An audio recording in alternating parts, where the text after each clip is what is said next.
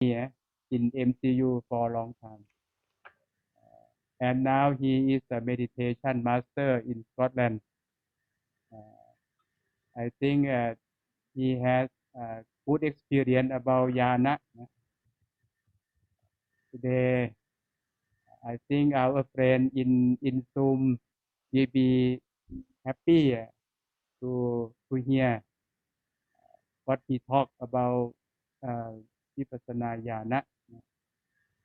Please, Venerable Suchana, please give Dhamma talk on the topic of stage of Nyana to Dhamma friend here.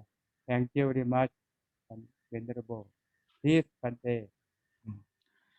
Thank you, Most Venerable Fateh Visuddhimuni, Director of Vipassana Institute, Mahachula and Thanissira, for inviting me to share some of my knowledge on this occasion, and all the respected Venerable monks and distinguished guests and Upasaka Upasikas.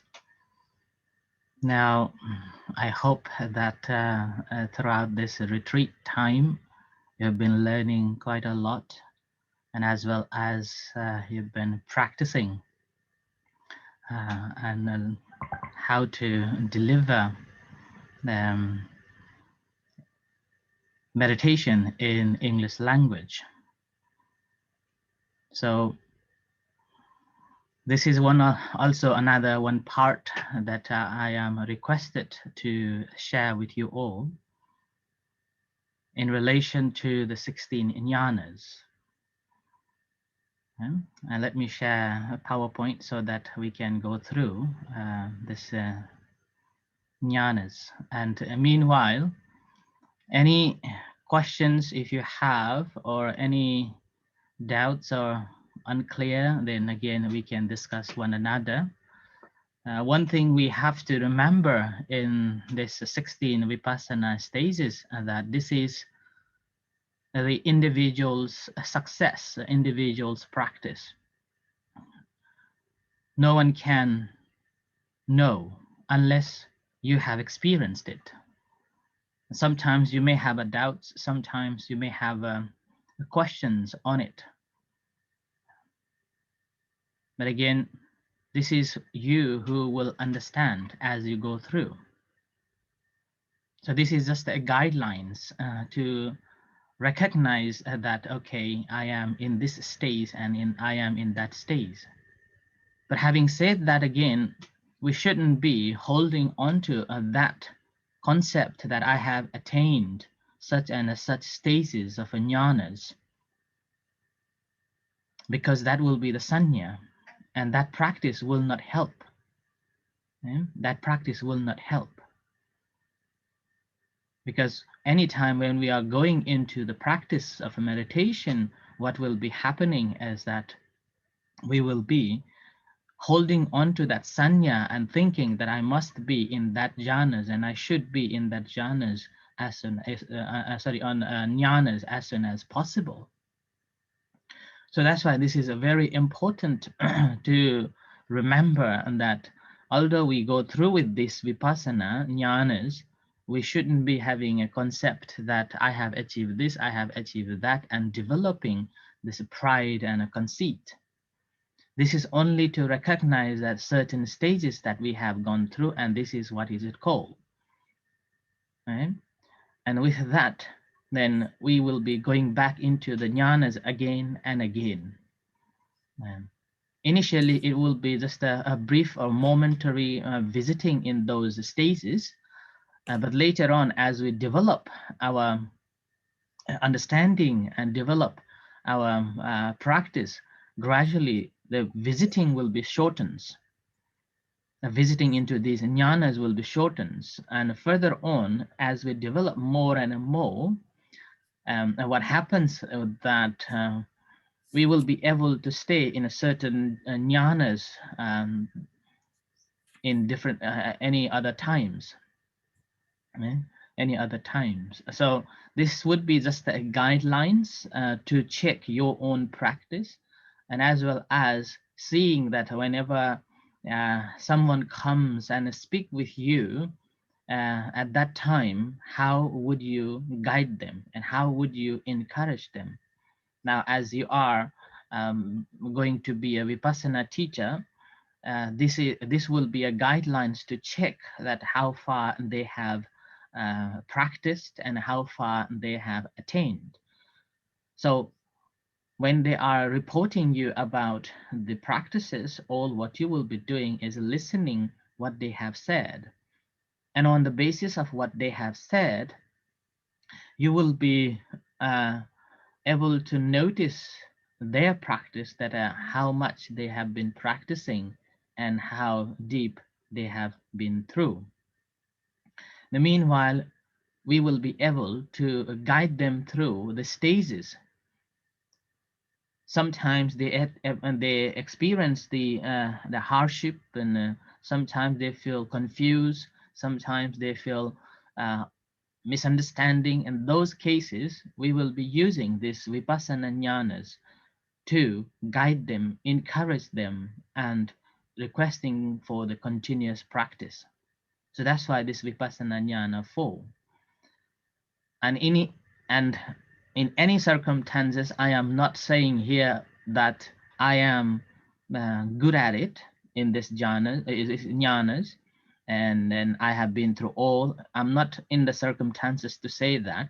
So I have brought these knowledge to you through, again, the Suttamaya Panya and then the Chintamaya Panya, mainly from the scriptures and from other books that I have been through and I have read through, and particularly I've been practicing with Chakun Pateb Visud from long time. Even the last year, 2020, I was in Thailand practicing for one whole month under his master, under his instructions. Okay? Just a minute.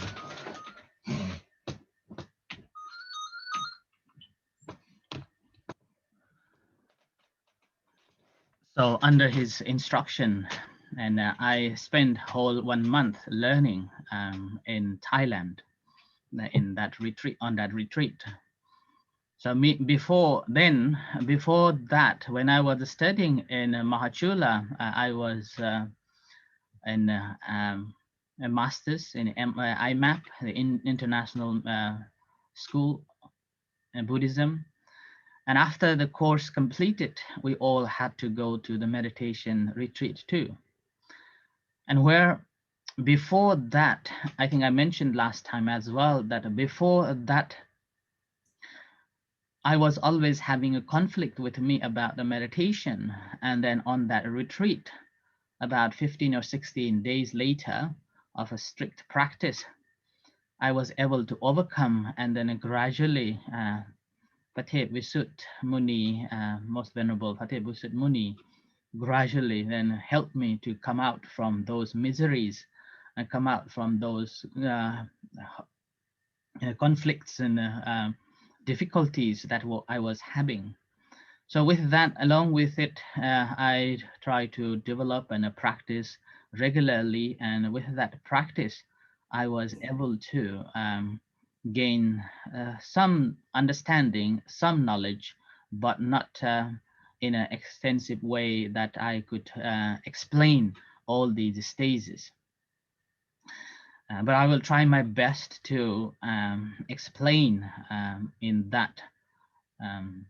But again, we do have Ajahn Chokun Pathet Visud Muni here, and this would be my first time giving a talk in front of him. And again, this Vipassana-ñāṇa, he is the one who knows ins and out in all jhanas, and he could speak whole day on it. And now I'm here as a practitioner. Has given me this opportunity to share my understanding. So if anything wrong, so it will be my misunderstanding. Okay, so accept my apologies for this. And with this, I would like to introduce with saying that the Satipatana Sutra, in the Satipatana Sutra, which is again the base for the early Buddhism, and is proclaimed, Buddha proclaimed in the Satipatana Sutra, saying that monks, this is the only way, the path for the purification of beings, for the overcoming of sorrow and lamentation, for the disappearance and pain and grief, for the acquiring of the true method, and for the realization of a nibbana. So, and this is the path, and these needs to be understood properly. Sometimes it is divided into 5 sections, and other times it is divided into 7 sections, and also known as the 7 advantages of the practice of a Satipatthana. Now, the first one, again, the purification of all beings. Now, we have to understand that in order to purify, we have to follow the right teachings, a right path, and then the right method, and continuously practicing. Only then we will be able to gain more understanding, and depending on how long we have been practicing, then finally we will be able to overcome all those defilements, such as the greed, the hatred, the delusion, and conceit, the wrong view, doubts, and so on, and shameless, and even the lack of moral dread.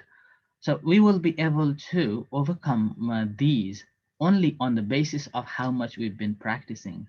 And not only how much we have been practicing, we have to have the right teaching. So right teaching here, we have to have the right teacher who will be guiding us through with it. And then the right path, the teacher who is teaching in accordance with the right path. And following that right method, what the teachers have taught us, then eventually we will be able to overcome all the defilements called the asavas. Then that's how we will be purifying ourselves. And again, it comes through our practice, not by hearing, not by thinking about it. Right? And then a second is, let's say, overcoming the grief.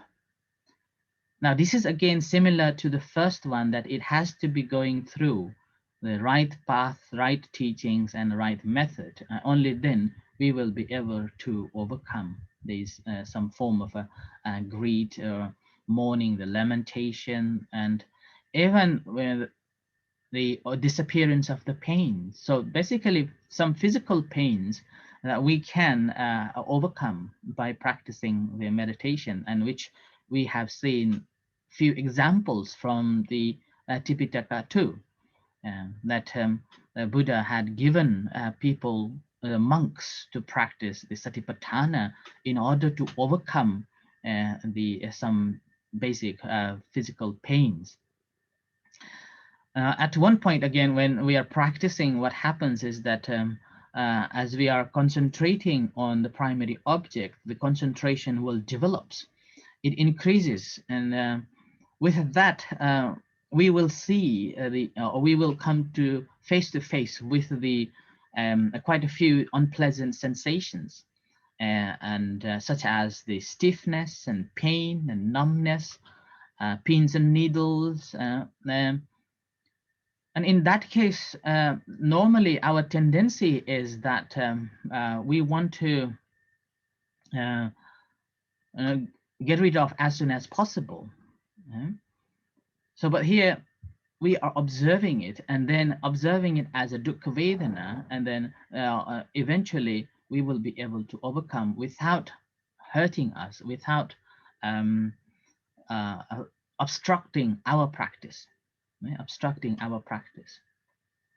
And this again, last year when I was practicing in Wat Yanawa with Jakun Pate Visud Muni, in one sittings, what happened was that I was having pins and needles in my in my sitting. And then I took myself and saying that whatever happens, I'm not going to move and I'm going to look at it. And further on, I even said to myself that even my legs will cut off. This cutting off of my legs, I will offer it to the Buddha. So I was channeling to the Buddha, and then I was bearing that pains, and then I was able to look at those pins and needles in different ways, and this dance of that pains I was able to observe. And then as I was observing those pains and the needles, it gave me so much satisfactions, and I was entertaining with that, and then I was able to look back into my own thought processes. And further on, I was able to look at how my mind was communicating with it, and eventually those physical sufferings just overcome. Now it was like a tear, and I was on coming with the tears, and it was so joyous and so happy moment. But again, as you're practicing, you will be watching, you will be observing those feelings. So that's why this is also a part of overcoming and the physical pains. And again, mental pain, obviously we can overcome it without any trouble, without any troubles, as we know, as we recognize, as it is taking place, and then these will be disappear as we grow in our practice. And the path and the fruition, and this is realization. The path and the fruition is the main reason of why we are practicing the Satipatana. And then this path and the fruition, basically what is teaching is that we will be able to comprehend the three characteristics. Three characteristics is impermanence, anicca, dukkha, and anatta. So impermanence, suffering, and selflessness. And this we can understand, and we can see that again it's based on how much we've been practicing and how much we have used the understanding. And obviously the seventh, the last, the realization of a nibbana, eventually we will gain that nibbana for sure. And this is the benefit that the Buddha himself clearly said in the Satipatana, that we need to understand properly. We need to understand it in taking into our consideration. And for the development, we need to develop the purity, called sila visuddhi. So we have to practice sila properly in order to gain these benefits from the practice of a meditation. And once we are practicing mindfully, observing the body and the mind, and how these happens, and realizing that these phenomena in the present moment, maintaining the continuity, the morality and concentration and wisdom arise, and this becomes greater and stronger and stronger. And that moment is known as the moment that we can develop our practice, and gradually we will be able to understand different jnanas. Right? So different jnanas. Now, important again, and I will stress again and again that practice. The more we practice, the better we will become.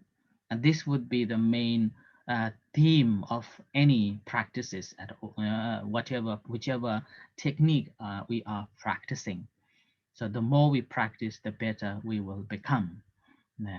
And that's again coming out or giving up all the laziness and overcoming all those defilements and hindrances that comes and hinder our practice. And as we know that there are two types of a meditation. So one is called the Samatha meditation and Vipassana meditation, which I'm not going to talk. I believe that you have been through and you have understood this Samatha and Vipassana meditation quite well. In terms of the practice of a Vipassana meditation, we must go through some form of Samatha meditation and keep practicing until we can see the true nature of the body and the mind, an ability to realize and realize the passing, arising and a passing away of the phenomena. And only from such development and understanding, this is known as the real Vipassana, or the insight development. And now this insight comes through the deep practice. Okay? And here, on that basis, like we know that so this is supposed to be here. Okay, we know that there are three types of wisdom in Buddhism, right? So the first one is a Suttamaya Panya, and the second one is a Chittamaya Panya, and the third one is a Bhavanamaya Panya. Now, lots of the time we use our knowledge that we have acquired from the Suttamaya Panya, or listening or reading of books. And on that basis, when we practice, what happens is that if we are not clever enough, we will be adapting to what we have already understood, and we're trying to chase up for that practice that as we have learned. So that's why we were always referred that we are practicing Vipassana, not Vipassanuk. In Thailand, it's called Vipassanuk. Nuk means thinking. You are not thinking to practice the Vipassana. And which this language is so beautiful, and this is not available in other languages. Vipassana and Vipassanuk, and when we read it, it looks like very similar. It's very similar, Vipassana and Vipassanuk. But most of the time,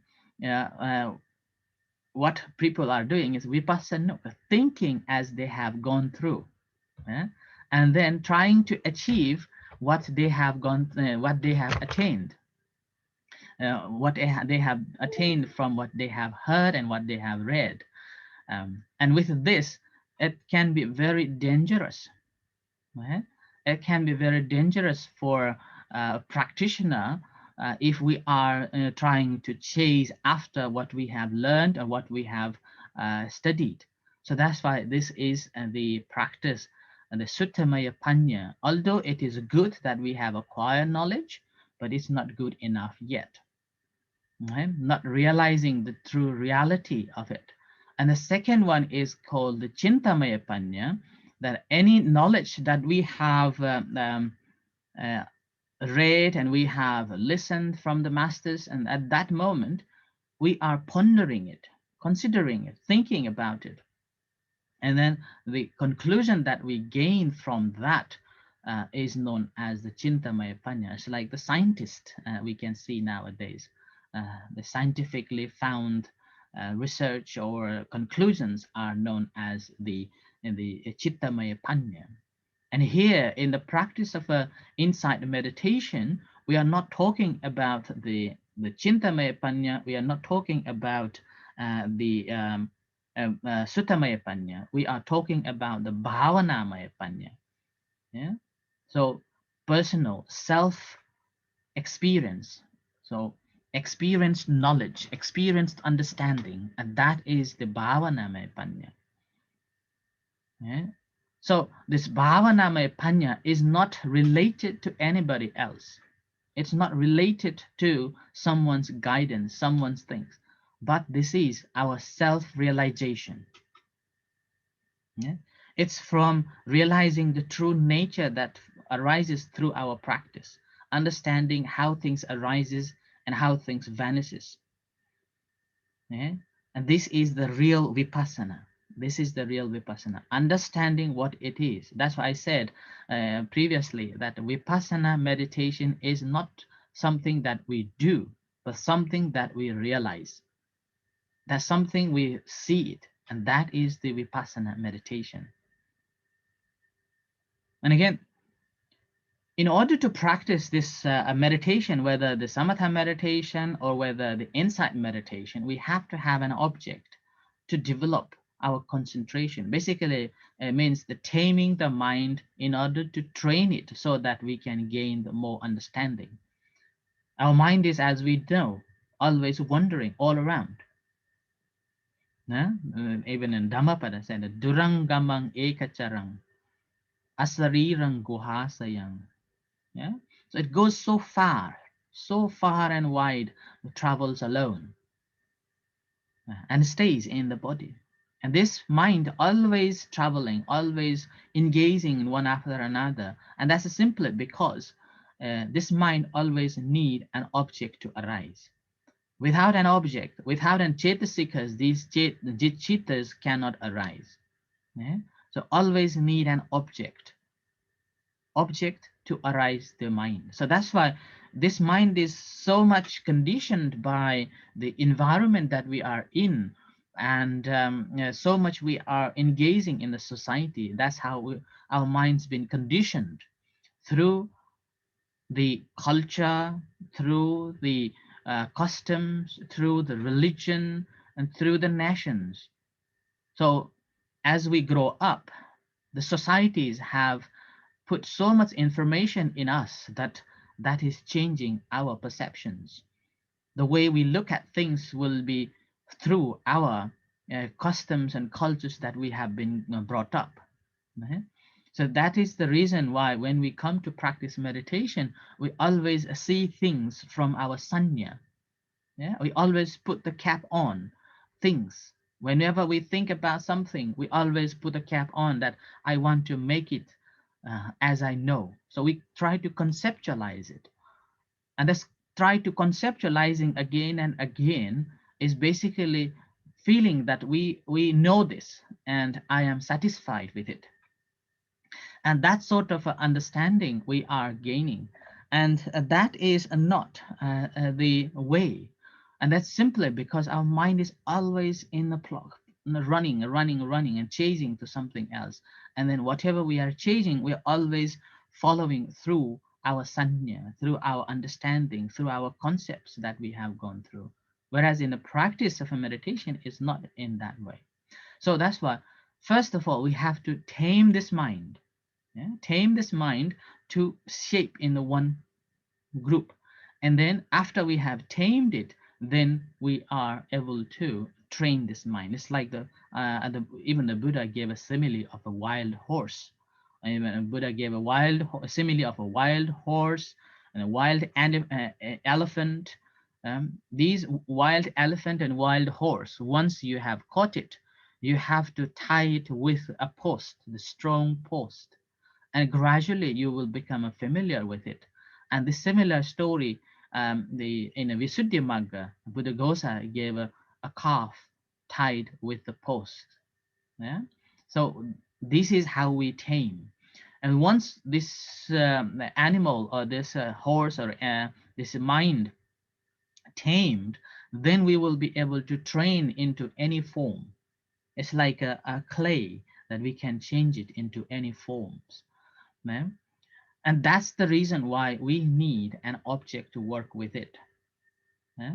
So we have to create a concept or certain object of a meditation, so that we try not to keep our mind in an object which is about to disappear. Yeah? And we must have a precise and continuously concentrated mind on that arising and this moment of how it is there. Okay, so that is the reason why in the practice, particularly in Mahachula, we use the rising and falling of abdomen. And I do believe here that many of you feel uncomfortable with the practice of rising and falling of abdomen. Okay, rising and falling of abdomen. But my request to you would be that uh, if you are practicing one technique, then you put full effort to practice with it until you have full understanding of ins and outs, and then later on you will be able to adapt rest of others other practices easily. Okay, and it will be easily. The most important, another important thing is that we have to have a teacher who knows and helps us to gain further information and guide us through the difficulties. And doesn't matter which technique we practice, doesn't matter whether it is rising and falling, whether it is breathing in and breathing out, whether it is a Buddha and any other techniques, it always, or everyone always, will come to the same point, and that is known as the Satipatana, yeah, Mahasatipatana. And then this Mahasatipatana that we can see in Majjhima Nikaya, in Digha Nikaya, in Samyukta Nikaya, and other discourses as well. In summary, the Satipatthana is contemplating the body as the body, contemplating feelings, mind, and the dhammas.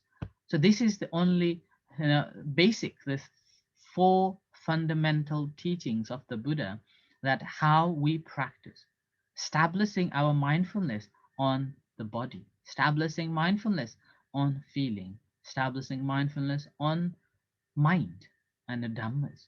And when we are practicing with atapi sampachano satima. Yeah.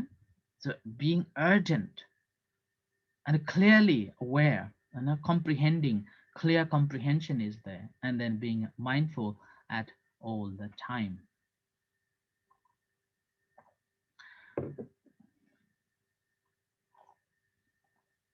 So this is the Satipatthana. Okay? And I don't have to go through the Satipatthana because I know that you have all been studying and practicing accordance with it. But what I want to tell you is that in every techniques that we are practicing, everyone is adapting different ways to practice this technique of a Satipatthana, and always beginning from the body contemplation. Yeah. And the feeling can be changed sometimes, and somebody will be more focusing on the feelings and others will be focusing on the mind, but always will start it from the body. And here, what is a Vipassana-ñāṇa? Now, as we practice the Satipatthana, different understanding will come, different experiences will come, and this is the reason why we have to come and study the Nyānas.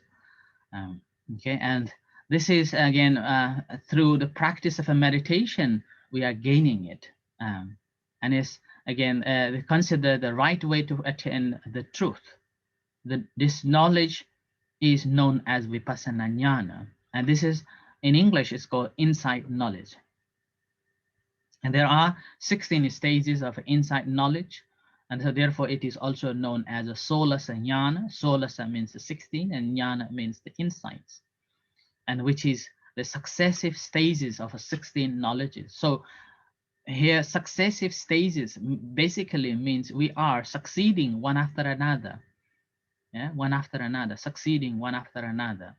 Not like we are jumping and juggling from this jnanas to this jnanas. We are gradually progressing from one to another. And here, the one important message here is that it wasn't explained detailedly in the early Buddhist canon or the scripture. So the word, however, the word Vipassana-ñāṇam do appear in the Patisambhida magga. And on the basis of that, this whole Vipassana-ñāṇa developed. And I do understand that there are some people claiming that this is not from the Tripitaka, and this is developed in Burma or Myanmar, like that. Here we have to understand that it is not from the Myanmar, but it is based on the Visuddhi Magga. But however, all these 16 jnanas could find in the Tripitaka too, but only missing one or two, so which I will give you further information. And here I just wanted to cover what does this mean, jnana. Okay? And this is again, Nya is the Pali word for the dhatu from the Nya, which means knowledge and intelligence and insight, conviction and recognition. So this is a dhatu, the real word, the inner world, and this is that mean. And further, the characteristics of the jnana is a faculty of understanding which is included in panya. Now, it is included in the panya, and as I have said, there are three types of panyas: Suttamaya panya, Chintamaya panya, and Bhavanamaya panya. However, there are the differences given here that the panya refers to the spiritual wisdom which embraces the fundamental truth of a morality and conviction. Okay? So this is more of a conventional thing, but whereas a jnana is common experience that everyone can experience it, but this will be the individual. Okay, this will be the individual understanding, individual practice. And this is the chart that I have just given here to see that how it relates and how it comes. Like here in understanding, the panya is based on Suttamaya panya, Chintamaya panya, Bhavanamaya panya. And whereas the jnana starts from, let's call the right view and based on a right view, which is the kamma sakata sat jnana and so on. Okay, so that's why this is a little different, and this is how it came. And here the Buddha and the Vipassana-ñāṇa. So again, this is, I just wanted to give you a brief, some relationship with the scripture, that how it comes. Okay? And the claiming of that I have attained the arhat is not something that everyone can do. And it is again for the monks not allowed unless you are in front of the Buddha. And then someone who has attained this nibbana, this knowledge, final knowledge, it can be proven by many ways. And this is again, and Buddha himself said in the Susima Sutta, Samyutta Nikaya, a book of 2, that first Buddha said to the Susima, first comes knowledge of the stability of the Dhamma, and afterwards knowledge of a Nibbana. So basically, what Buddha is explaining here is that a person who has attained the final knowledge will gain the stable understanding of the Dhamma, and then leading from there, attaining the Nibbana. And then once they have attained, normally now they will proclaim by themselves, saying that destroyed is the birth. The holy life have been lived. What has to be done has done. There is no more state of beings. Okay? And normally this is again said in front of the Buddha, not alone to someone who is not practicing meditation or not haven't achieved any enlightened or any insight, then will not be speaking.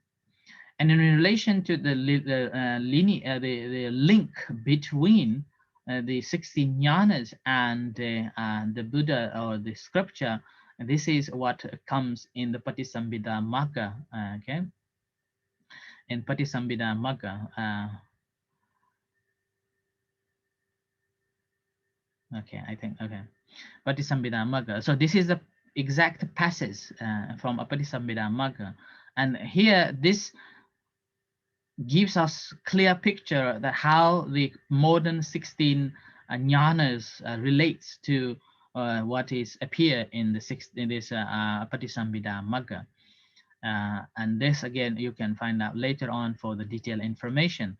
So this is how you can see the one side is the Solasa Ñāṇa, 16 knowledge here, another side is the Patisambhida magga. And here only two things is missing. The one is a Nama Rupa Paricheda Ñāṇa.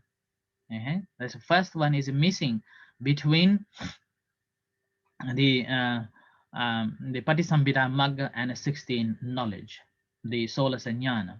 The first one is missing in the Patisambhida magga, which doesn't appear in it. That is the Nama Rupa Paricheda Ñāṇa. But the rest is there. And meanwhile, something is in 16 knowledge there, but it's not in the Patisambhida magga, and that is Anuloma-ñāṇa. So Anuloma-ñāṇa is available in 16 jnanas, but it's not said in the Patisambhida magga. So this is also suggests that although some people do have understanding, or normally speaking, that it is developed in Myanmar, or some people, those who have an understanding of a scriptural understanding, and they will say that this is from Visuddhimagga. But again, when we look at comparing these two, we see that there is quite a relationship between the scripture, the Patisambhida magga, and the 16 knowledge.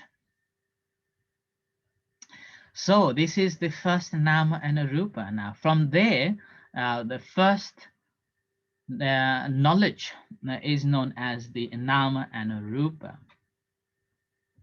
And this is the first jnana that everyone must come through, and must experience it. Otherwise, we cannot go through rest of other jnanas at all. Okay, this is the kind of doorway that everyone has to go through. And this is a nama rupa paricheta jnana, and this is the analytical knowledge of a mind and a body. Yeah? If one does not meditate in terms of vipassana, one cannot realize it. Yeah? One cannot understand this. Excuse me. In the meantime, what happens is, if one hasn't attained it, it will be difficult to understand how it functions at a particular moment. Now, it's easy to see, and which is very common that we know. It is easy to see that a mind and a body exist. No one can deny this. Is we experienced it, and through the practice, and through the listening, the talks, and through the our own self practice, we do understand that this body and mind exist, but difficult to see their true characteristics.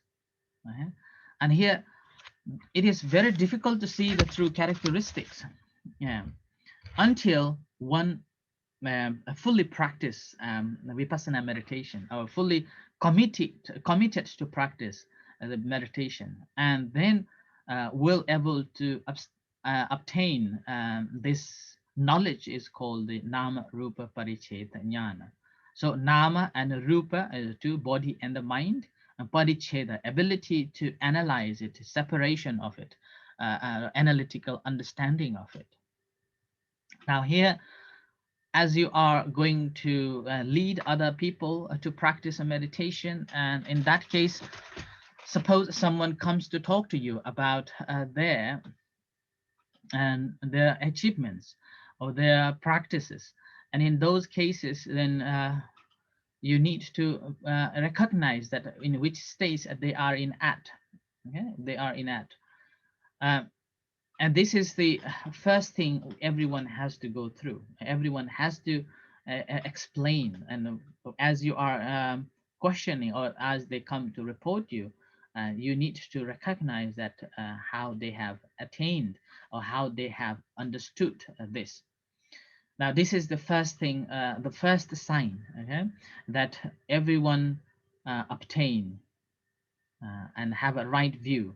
This also helps to understand ourselves, and the ability to understand your personality, and you really know who you are in this present moment, and not only in the past or in the future.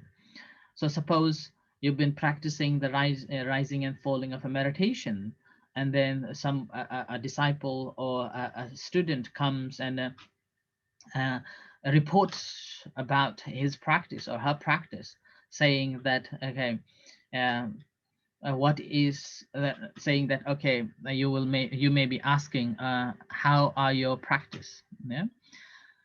And then suppose they say, okay, I see the rising and the falling of abdomen, two different things. I see the rising and I see the falling. So this is rising and falling always taking place. I'm able to concentrate on that rising and falling constantly. And that means the first is he or she is able to differentiate the mind. So he is able to recognize the factual, this rupa,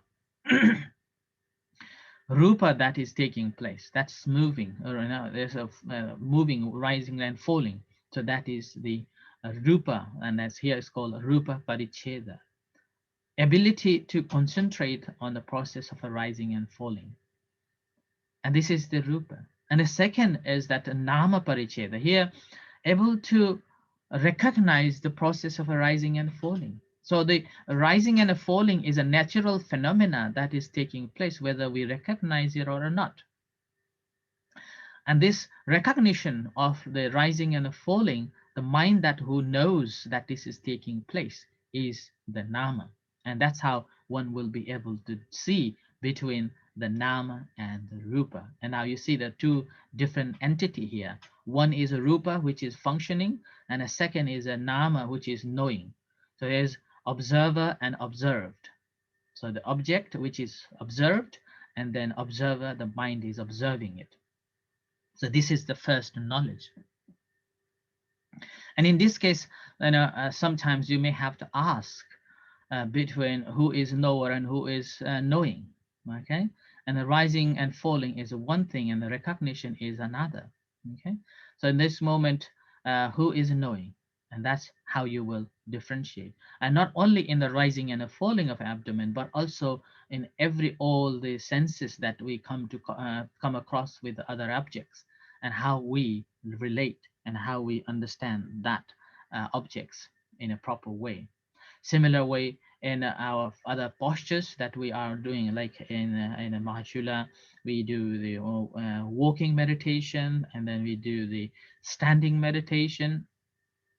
And in those cases, again, the bodily structure that is standing or that is functioning as a walking meditation at that moment, that is a rupa.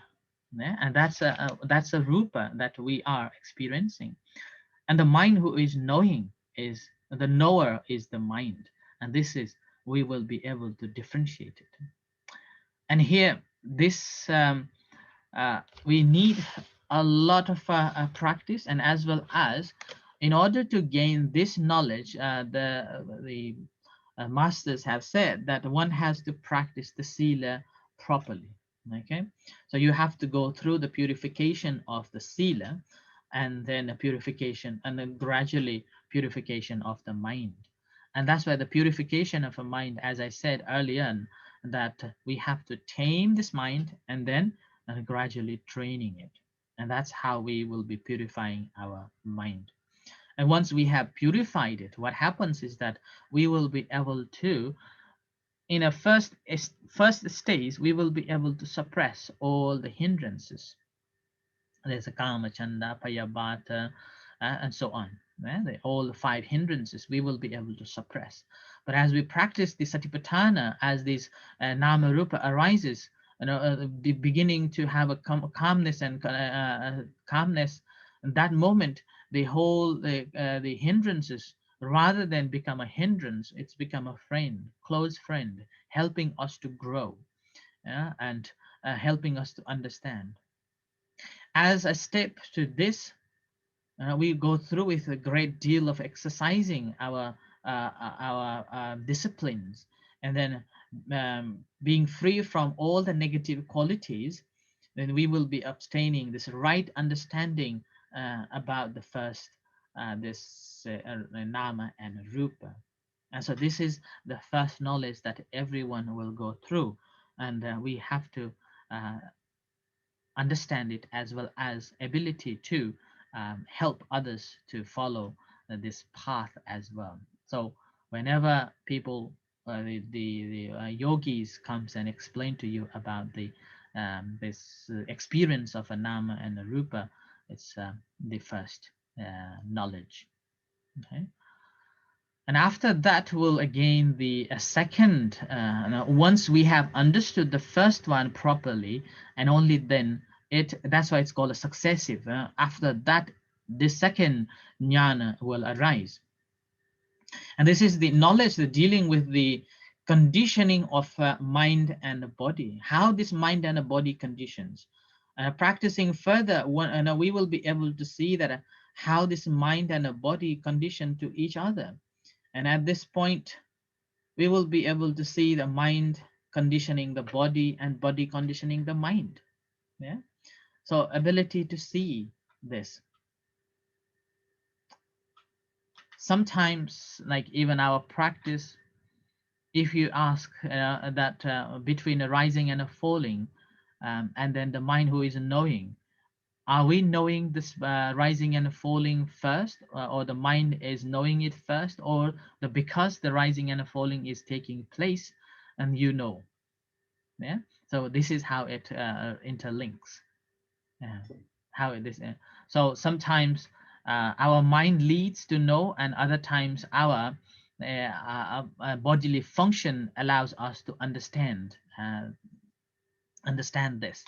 Uh, and and this is sometimes what happens is, as you're meditating, you may will hear that the practitioner will explain that, oh, my hands are disappear, I don't know where is my hands, I experience such.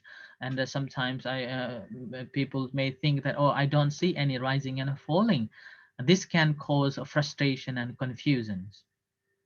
Okay, this can cause frustrations and confusion, and in those cases again, we need to know that that is a mind leading to something. Okay, just the mind is there.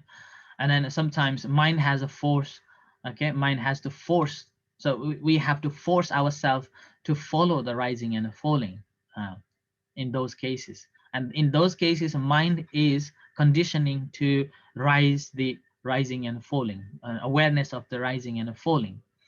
And the other time, pretty much most of as a beginners, most of the time, what happens is that we will experience the nama as we do the bodily functions, as it happens, and we will able to realize that, okay, we are knowing it. So here the rupa is the cause for the nama to arise. Yeah, rupa is the cause. Suppose when we are walking, when we are walking, sorry, walking is the rupa, the physical body is walking, and that moment we sometimes we will be thinking of so many other things. We will be thinking of stories past and what we have done and what is going to be. Or maybe you're walking, you will be thinking, oh, after this bell we will be having a lunch, we will be having a break. And that sort of leading is that leading from the body to the mind. And other times mind leads to the function of the body. And here, like as sort of initially, when you feel that your mind, your body is disappeared, or at that moment your mind is forcing to pay attention to it, and that is the nama leading. And ultimately we do understand that this a whole body is made out of the five aggregates, and that's again rupa, vedana, sanya, sankhara, and vijnanas. And all these rupa, vedana, sanya, sankhara, vijnanas, when we look at it, it's again divides into nama and rupa. So that's why sometimes people do say that rather than adopting this rising and falling meditation, they would prefer saying that practice of a nama and a rupa.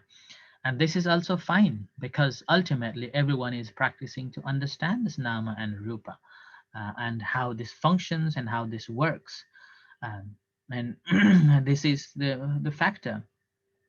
And this, when we practice again, we will be able to even to see that the body is making our mind calmer often, and then also mind calms, body also relaxes too. And the body and the mind are interrelated and works together in that way. So this is we able to see that two things are interrelating and conditioning one another to arise one another. not separable. Okay, this moment it's called the Pachaya Parikaha. Pachaya means conditioning one another. Parikaha, so one another. So this is the knowledge of conditioning one another. So this is the second knowledge that one will gain. And in this moment, again, we are also practicing, if we look at the Satipatana, this is also a moment that we are, again, practicing Kayanupassana as well, okay? Contemplating in the body. So we observe the rising and the falling of abdomen, and which is the manifestation of the breath, breathing process, okay? As the breath goes in and it functions, or it functions this rising to happen, and then as this abdomen will rise. And so it is the mind that watches this, watches and recognize all these what's happening, okay? All this what's happening. So and another way, again, it is the mind that causes the body to exist. So and again, so as I said, sometimes mind and sometimes body is causing one another to arise. And there will be a moment that you come across that a mind is so inactive. A mind is so inactive, and then feeling of a half awake and half asleep. And this normally, if you're practicing the morning time, you will experience it quite a bit in this way. The mind is very dull and inactive, and it's like half aware and half unaware. And those situations, body is again in this moment is because the body is unconsciously working, but it causes the mind to be with it. So mind is there trying to focus but can't. So this is more obvious and we can when we are practicing the walking meditation. This is obvious in the walking meditation, as I said. You already step completed. So suppose right in lifting, moving, placing. As you place your foot on the ground, your awareness comes later. Yeah, you're not following, or you're not synchronizing your awareness and the bodily function. First, your mind will be wandered off in different places and then coming back. And this is another reason of on this second Pachaya Parikaha Nyana. Sometimes we eat a lot and during the lunch time, and then that moment also it makes us feel dull, make us feel drowsiness and feel sleepy, and practicing of a meditation will help us to understand this process, how this mind and this how food is causing this body to make us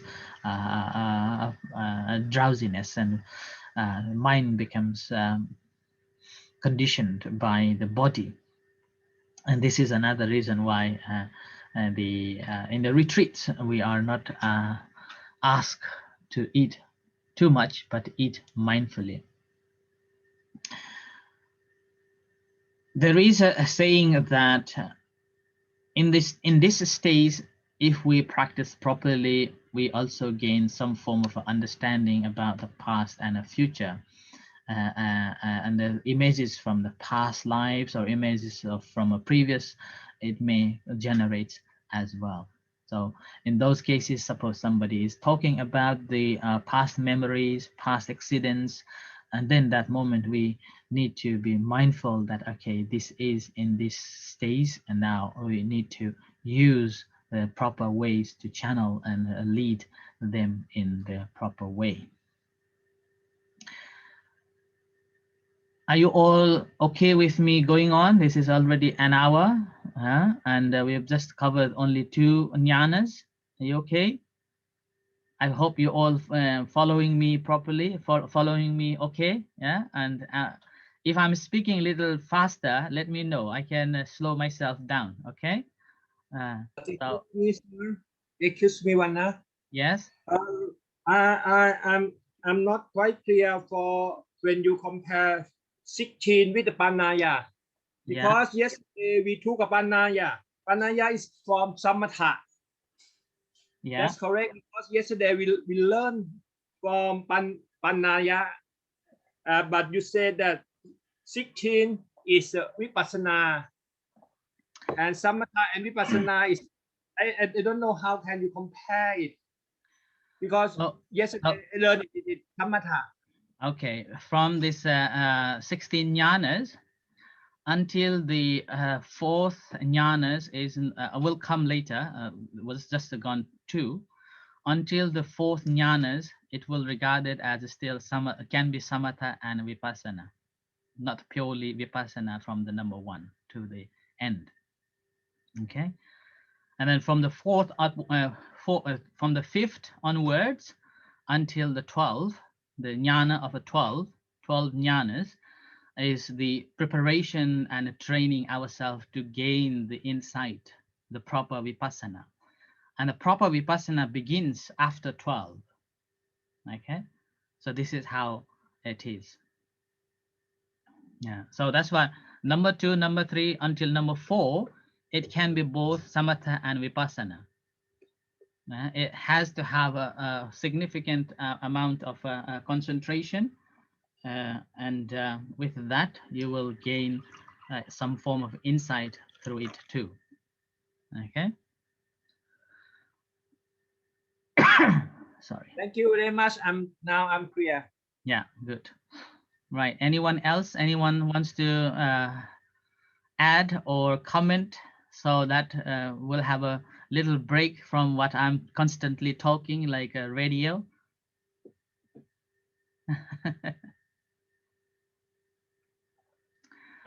All right, so that means I can go ahead, right? Another 14 to go.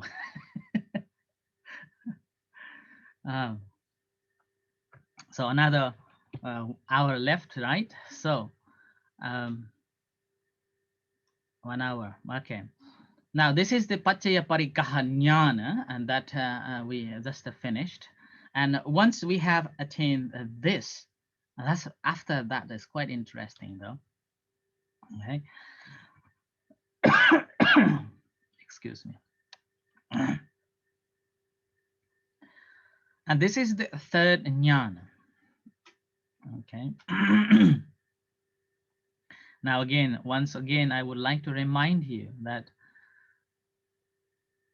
in no any circumstances that I am here saying that I have achieved all of it. Okay, I am simply bringing this knowledge from the books and what I have experienced and what I have learned from my masters, and I haven't completely understood all of it. So this is just giving you examples and how we deal with these situations when it comes. And in other cases, whenever practitioners comes at that moment when they are expressing their achievements, in those cases, then these are the stages how we deal and how we encourage them to practice more. Now here, the third one, and that we all know, the practice of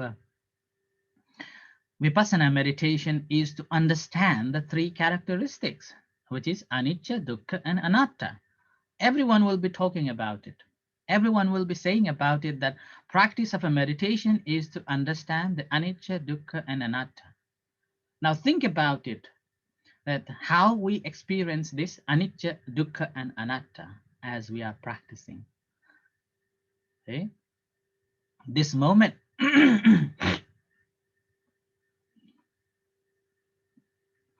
so first stage, we are learning 2 different things. Yeah, we are learning that there are 2 different things, that is nama and rupa. Yeah, 2 things. And then a second knowledge, we are learning that this nama and rupa conditions one another to arise. One alone cannot arise. So one another is conditioning another to arise. And here we are learning to understand that when this is conditioned, it is bound to change. anything that is conditioned arises, is it subject to change? Yeah? Any conditioned arises, things are subject to change, and that change is anicca. Yeah, that change is anicca. It's changing.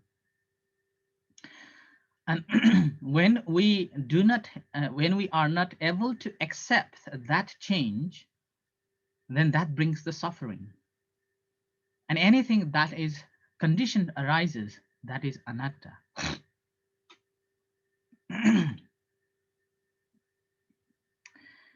In our worldly experience, things seems to exist and it seems to be permanent. Yeah?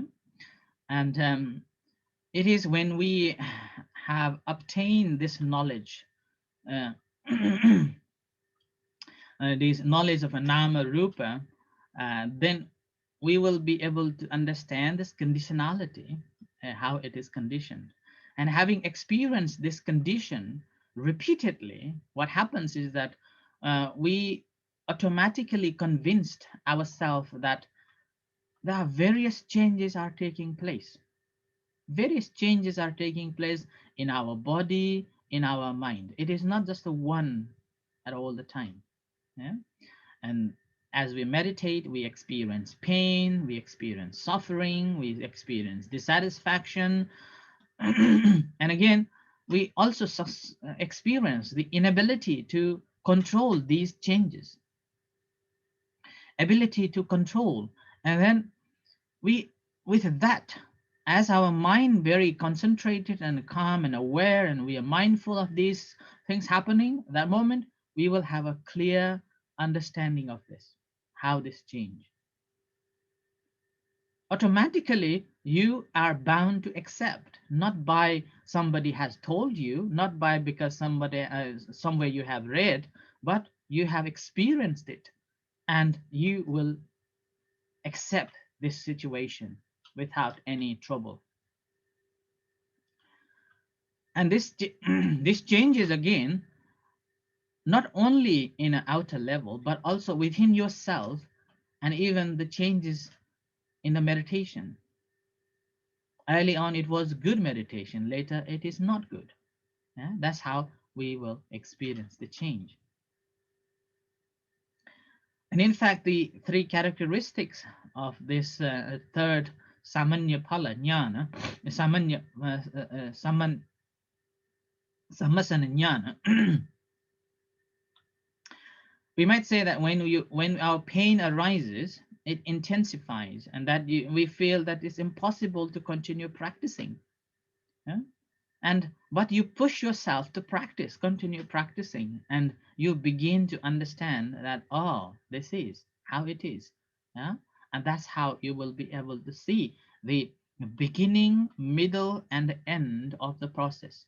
As it rises, you know at the beginning, and it rises, you know during the beginning, as it continues, and then the process of a falling or the ending. So you will be able to note it more better. And further explanation that we can gain from our practice, that when we go to report to the masters, they will say that in this moment you will be seeing more in the bhangas, the fading away, the ending side. We become very aware, and it becomes so fast that we will be able to see mostly in the bhanga section, the ending. We see we do not see much clearer the rising, we do not see much clearer a continuation, but the seeing the ending, ending, rising, falling, we see it. So that's why, and this is again upada, titi, and bhanga. We become more conscious about how one is arising and how it is continuously continuing and how it ending. And this, once we understood it, we will be able to understand that this is the changing nature, impermanence of the nature. We will be able to recognize that. And in this moment, we will experience very, very big vedanas, yeah, extreme sensations. And even this moment, people don't want to continue practicing too, and they want to give up because so much pain. And you may will experience, and you may will come across with it, that sometimes people say, before meditation I was feeling okay. After meditation, why do I feel so much pain? Yeah. So that is the stage. You will gain so much pain. And then it's not just a physical pain, it's a mental pain. You're feeling so much pain and you don't want to do it. You don't want to practice. And sometimes you run away from the center. Yeah. Sometimes you run away from the meditation retreat, thinking that it's so unbearable. This pain is unbearable. It's unethical, and we need a medical support like that. Okay. And in those cases, if somebody is coming to you, you need to encourage that it is okay. It is not just you. We all gone through it, and it will be pass away. It is just a testimony for you to practice, continue practicing, and eventually you will overcome. And when one can overcome this, then is the state that we come a little bit closer to the Vipassana practice. Okay, so this is the third Vipassana-ñāṇa. Okay, so we always need to encourage. That's why we need the teachers. That's why we need the masters. If we don't have, we will just, we are sitting alone in the house meditating. Rising, falling, rising, falling, so much pain. Oh, so much pain, I can't bear it. Okay, I will do it tomorrow. We just simply give up, and I will do it tomorrow, because we run away. We run away. But if we have a teacher, he will, it's okay. If you bear it, it will change. It will go away. And then you will continue practicing. And when you continue practicing in this way, the fourth jhana arises. Yeah. So fourth jhana, Udaya Bhaya Ñāṇa, arises. Okay. Udaya Bhaya Ñāṇa arises. Missing H. Okay. And this, again, the Udaya Bhaya Ñāṇa is basically coming from the third one. Basically coming from the third practice. This is a result. Result of the third practice, the practice of this. That's why it's a successive progress. And this moment we see the rising and fall takes place so rapidly, and unable to watch or unable to see the continuum of it, and it just rises and falls, unable to see this continuous. Like when we are walking meditation, lifting, moving, and placing. So this is from this moving place, the moving section will be very difficult to recognize. So that's why if we go to the retreats, we are given this third stage of a walking meditation once we have attained this Udaya Bhaya Ñāṇa. And in order to understand this moving, we will be not able to continue observing it. And anything that arises, there's just arise and vanishes. So we see the arises and vanish. Udaya means arising, Bhaya means vanishing. So it just quickly disappear, arising, and this goes. And furthermore, we will experience, like in the previous, the third jnana, we will experience severe pain again. Severe Vedanas arise again, and it's so sharp and so painful. And those cases, then again, we need to continue practicing. And again, in this case, suppose newcomers come and are practicing meditation, and then they feel numbness in their feet, and then feel, this is numbness, and they don't want to meditate, right? They want to give up. And as you meditate, and the pains and the needles will come and come to disturb you. At that moment, again, you don't want to meditate. In those cases, what we are doing simply is that continue practicing. Continue. And this continuous practice will makes our awareness becomes more sharper. Okay, our awareness becomes more sharper, and with that we will be cultivating ourselves more, the cultivation of the sati, the awareness. We will gain more confidence. Okay, we will gain more confidence in it. And then if this is the moment again, as I said, people sometimes run away, and this is the from the third jnana and the fourth jnana, people will just run away because of unable to bear with these the troubles, the pains that we experience. And this is the moment again, we will experience different upakilesas. And I believe you have studied this morning with Chakun Patib. Yeah? He was explaining that the Vipassana-kilesa, 10 Vipassana-kilesas. So I'm not going with this one. Okay, this Obhasa and so on. Okay, so this you can relate to what the Chakun has taught you this morning, all these upakilesas. So that's why this is the stage now defines whether you are practicing towards the Vipassana or not. Or some people will stay with it in this moment, that okay, enjoying all the upakilesas. Okay, I've got the light and a bright, I can imagine, I can experience this light and a bright, and I'm okay, I'm happy. So I'm happy with it. And sometimes you will feel the rapture and ecstasy and a great happiness and the tranquility of the mind, and even the serenity. And sometimes you feel so much energy, continue practicing. And you probably sometimes you have, excessive mindfulness. And even sometimes you will come and argue. Argue with the teacher that a teacher is no better than me. I am better, I have experienced more. And then they will be angry at the master that, oh, master is teaching so slow. I have attained so much better than Achan. And then in those cases, the masters will tell you off. It's like there was a story, a nun, it's a very famous story. A nun was meditating in her hut, and then she realized that, oh, she's enlightened. And then she comes to the master and say, oh, Achan, I am enlightened. And in Thai language, Tole. And then the whole meditation just falls away. Yeah? So like that, okay?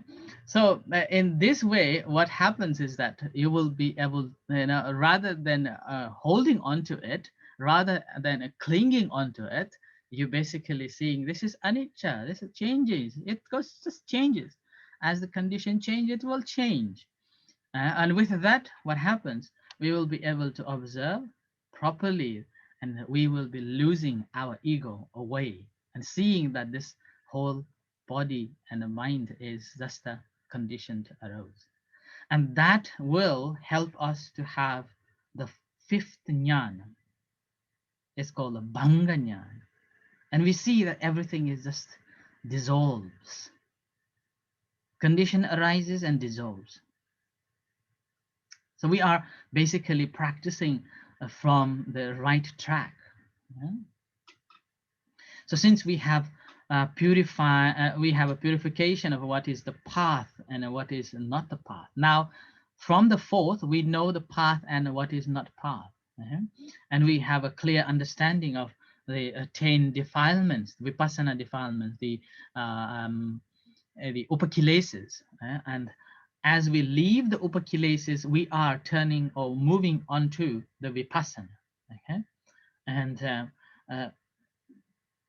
this is the most hardest part, actually. The fourth jnana is the hardest part to overcome, because we are still putujjanas. We like to have some form of nice experiences, and we want to hold on into it, and we are hang on to it. Okay, and practicing, that's as we develop our practice, and then further on, as we attain the fourth jnana, we want to help others. We want to teach others. We expect others to come and learn meditation, and like that way.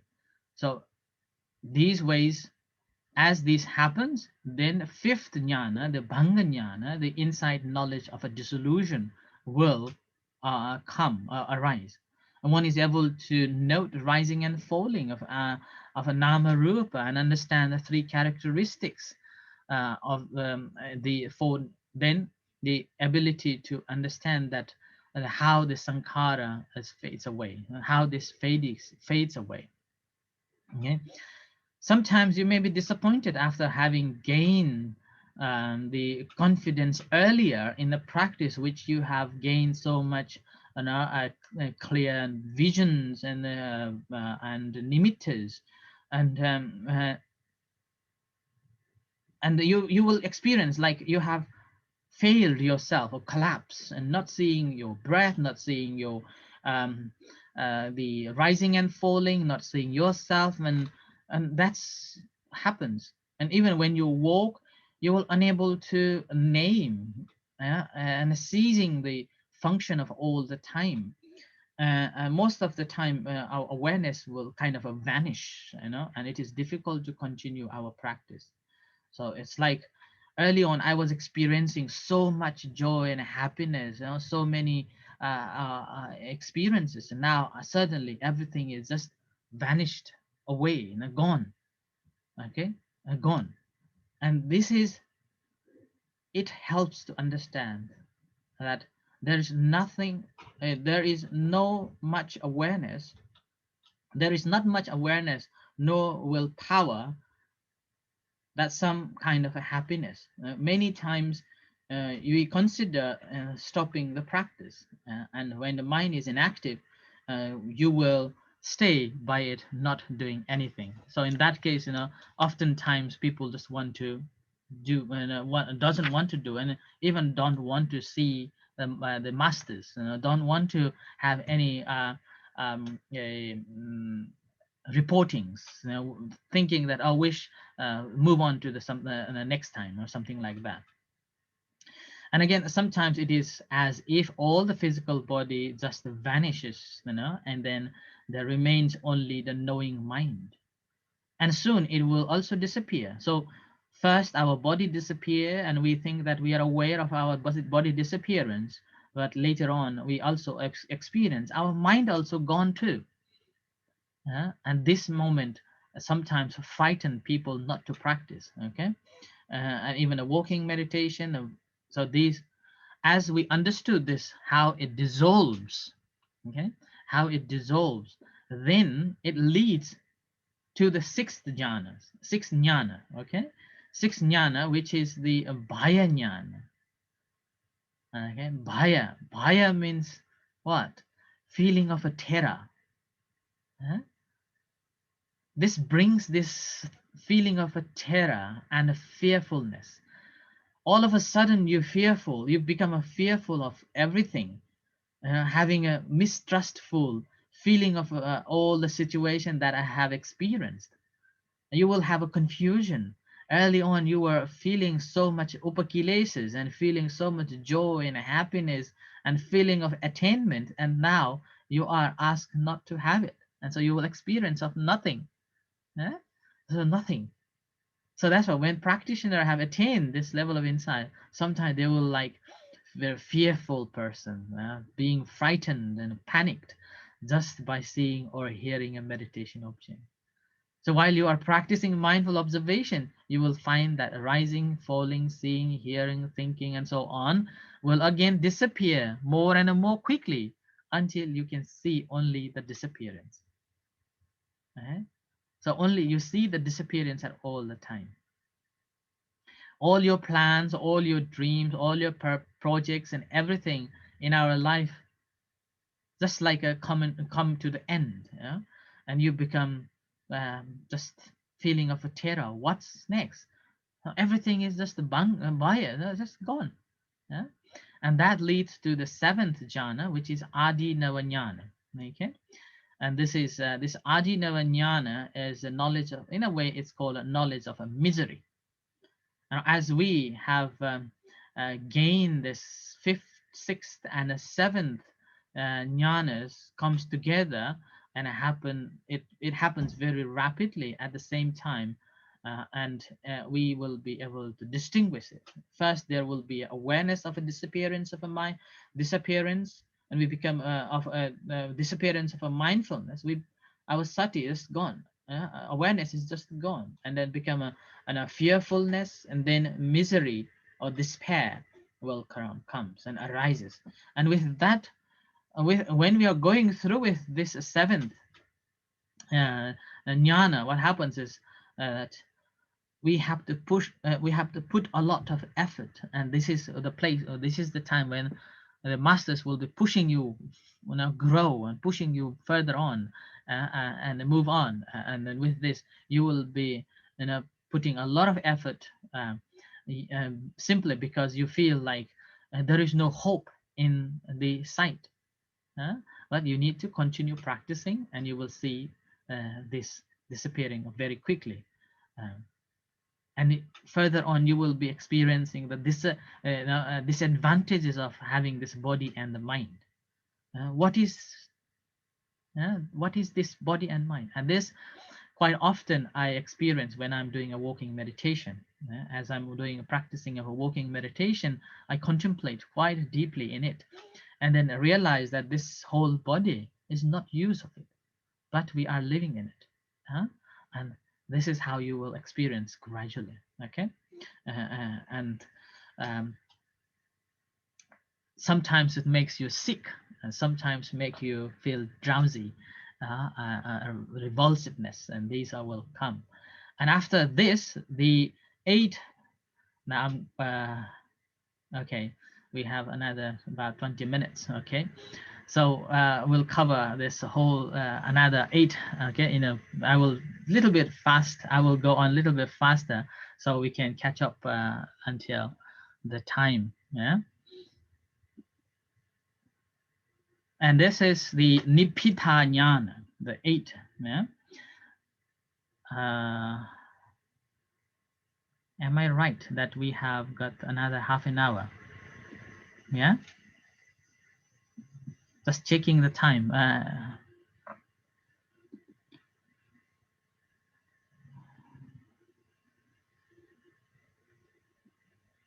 Am I right that we are having this another half an hour for this session? Let me check. Oh, so this is 2 hours more. 2 hours more. 2 hours more. Oh, okay. High time. It's now is 2 o'clock in the afternoon. We should be finished at 4 o'clock in the afternoon. Now it's 2 o'clock. Oh, another 2 hours. Another 2 hours. Okay, and then we have plenty of time for discussion. I hope that I can continue keeping you for 2 hours. Yeah? I hope nobody is sleepy. Yeah? And if you're sleepy, just you can switch off the yourself, mute yourself, and then do not snore. Can I ask you one question? Yes. While you walking on the 1 and 2 step, it means that you use Napa and Rupa. Once you go to the 3rd, you use Anicca, Dukkha, Anatta. I'm not sure that when I thinking about Dukkha, Anatta, I understand what you say, but you just it's the mean that how we can do walking is the same thing, and something it happened in the 1st step or the 2nd step or the 3rd step. If you don't go 2 first step, it be Rupa and Nama. When starting to 3 step, it should be Anicca, Dukkha, Anatta. That's correct. It's from the same walking meditation. That's correct. Every walking, it has got both Nama and a Rupa. Okay, every walking stages, we do have a Nama and a Rupa. Only matter is ability to know the functioning part, which is the Rupa, and then a knowing part is the Nama. And the whole sequence of a practice is to understand this, how it changes. Seeing the Anicca, Dukkha, Anatta in every moves. If there is no change, you cannot move your foot. Yeah, you cannot lift your foot if there is no change, Anicca. And if we, at the 3rd And in the third stage of Nyana, we will be able to see that how it changes, right? How it changes, and then how it moves. Yeah. That's how it works. Okay, and you will experience it, but you don't have to pinpointing that this is nama rupa and this is the anicca, dukkha, and anatta stages. No, you are experiencing this nama and rupa, and in every stages. Okay, in every stages, and meanwhile you are you are supposed to be realizing this this anicca and anicca, dukkha, and anatta in every steps, every moves. So gradually you will able to recognize these changes as you progress in your concentration, as you progress in your awareness. And this is sometimes we think that we know, but we again can we have to go back again and again in that stage. We have to go back again and again in that stage. And sometimes you will be practicing, let's say, third stage of a walking meditation. Yeah, third stage of a walking meditation is the lifting, moving, placing. And when you are practicing this lifting, moving, placing, and oftentimes your mind will be thinking of something else, so you will be distracted. When your mind is distracted to something else, and that time again, you will not be able to see it. So then oftentimes you will be coming back to the lifting, placing, lifting, placing. Automatically your body functions and subconsciously pushing us to practice in that way. So lifting, placing, that this is how it will come.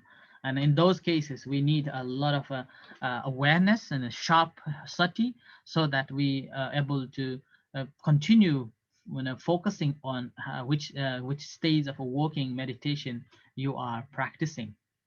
And then that's why in the practice of a walking meditation you need a lot of concentration. Otherwise you will be moving from first to second, second to third, third to one, third to two, like that.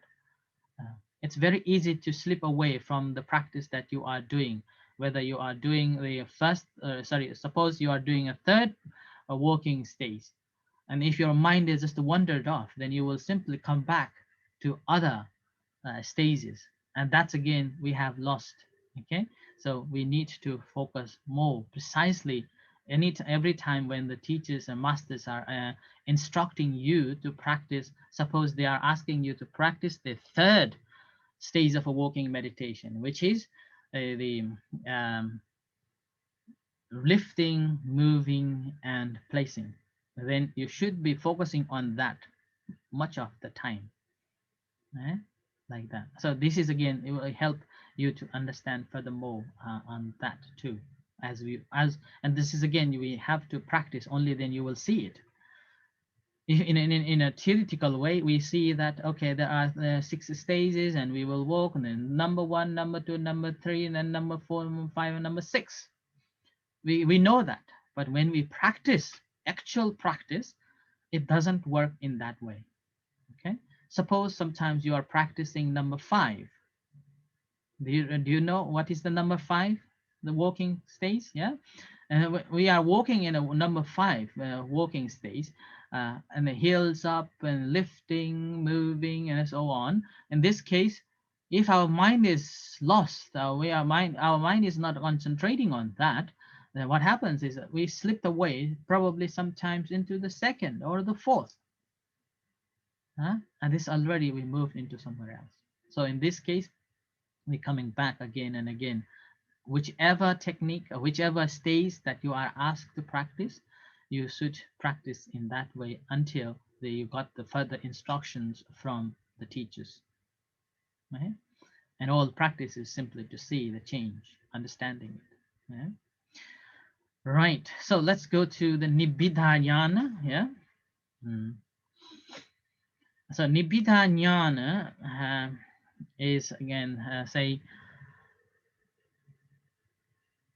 our observation becomes quite good. Okay? This is 8, and it's called 8 Nibidha, 8 Nyana, is a Nibidharyana. And this is a knowledge of aversion or disgust, dispassion. And this is a critical point for the meditators. And this is very important to remember that you are rather disappointed with your practice. And coming to this point, many meditator, again, previously, because they go back home from the retreat center, unable to bear their pains, bear their pains. And believe me, I have seen quite a few number of people left the retreat center because unable to bear their pains. There was one particular monk. He was very good at meditation when he was in a temple, and he was very good, and he could teach and he could practice alone. And it happened that he had to go to this retreat, silent retreat. And when he went to the silent retreat, in that retreat, he experienced such a great pain. And with that, he was unable to stay. And he said, oh, it's too much pain. I can't bear at all. And so he left. He left from the retreat center. And then later, he never went back,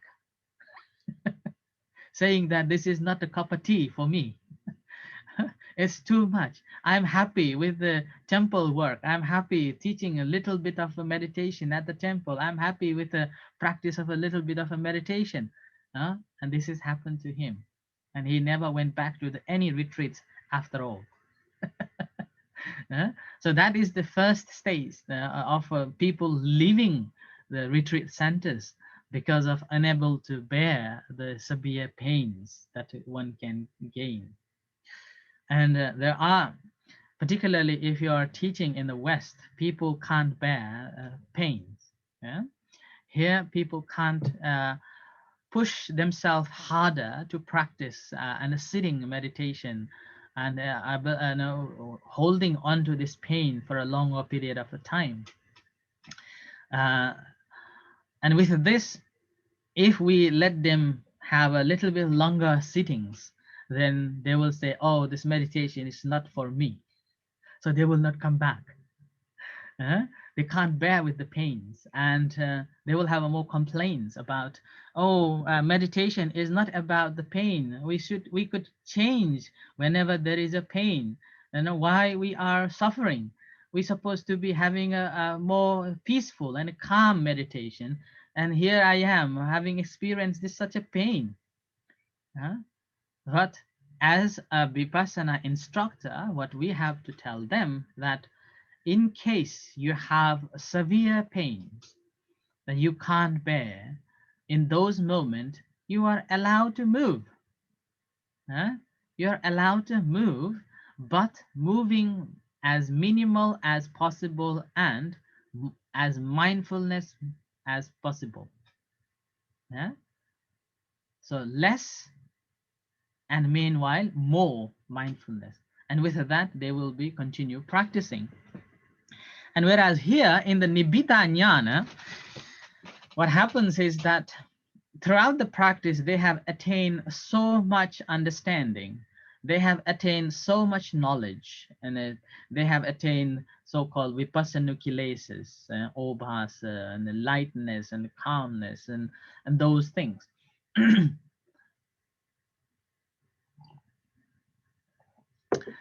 And with that, and suddenly you are asked, you experience these changes, and it just fades away, and will feel misery of it. That, oh, what is happening here?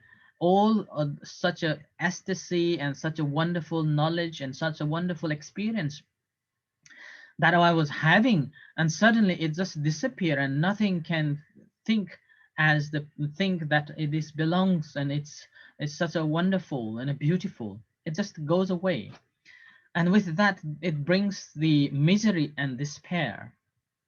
Okay, and with that misery and, and despair, as it develops more, sorry, now my throat is drying.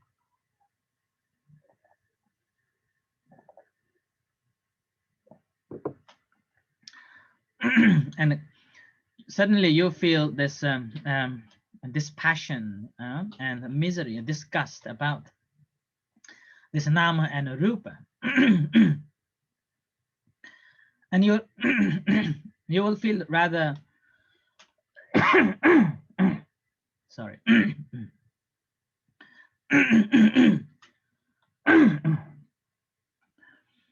So you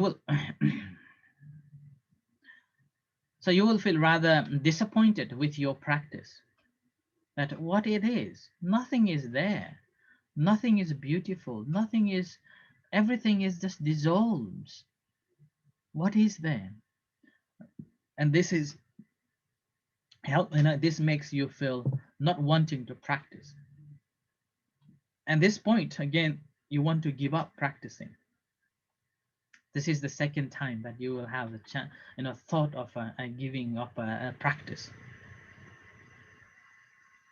And this moment you feel your mind is very subtle, and you want to change your postures, you want to move, and you want to change the environment just to gain relaxation, just to gain further encouragement. And sometimes people will go for a walk, other times people will get new experience or new environment just simply to gain. And some feel need for a walk, walk beyond the boundaries kind of thing. And it is just for the change of a scenes.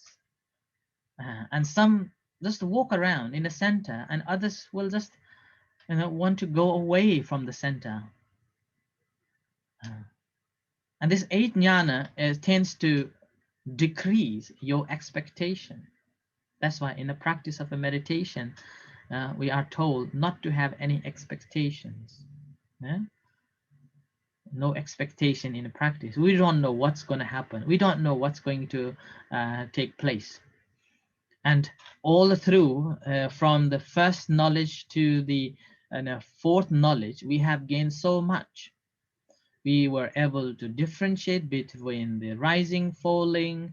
We were able to see the conditionality of the rising and falling, and the mind, how mind is conditioning to the rising, fallings to arise, and how rising and falling is conditioning to mind to arise.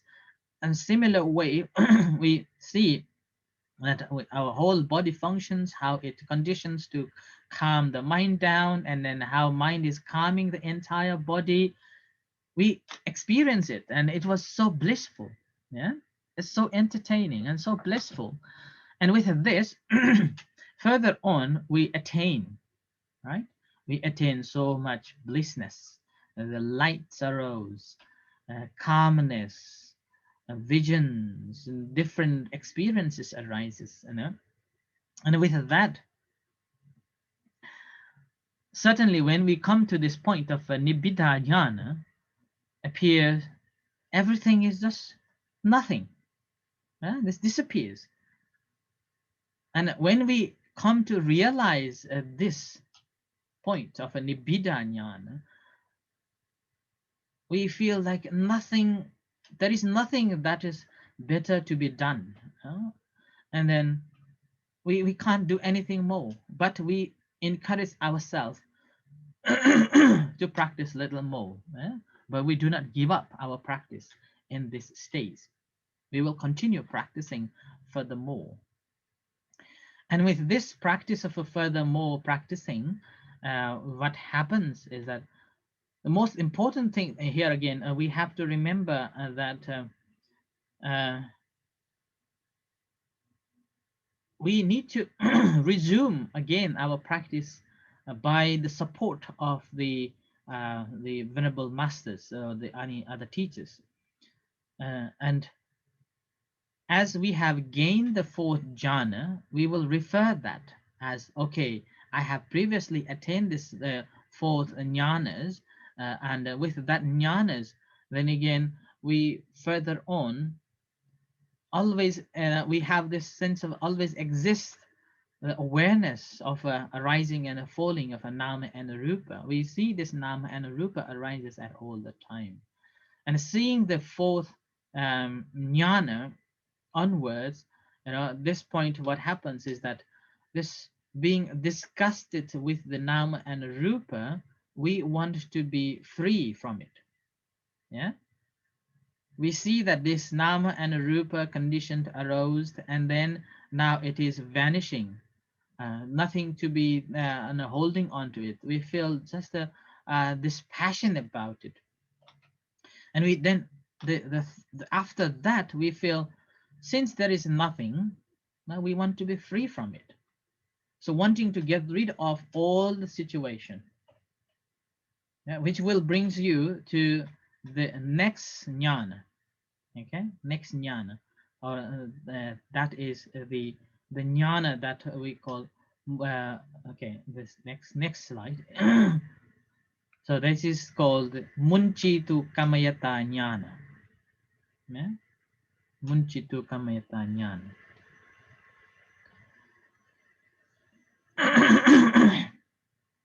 And this Munchitu Kamayata Nyana is like, suppose you are going to get the bamboo, yeah, normai, yeah, bamboo, this newly grown bamboo. You have to go into this dense bamboo grove. When you go into the dense bamboo grove, you will experience so much pains and squeezing and mills and like that, and yet you will not give up. Yeah, you will not give up, and you will go into, and then you will push yourself until you gain that the normai. Yeah, I hope you understand normai. Yeah.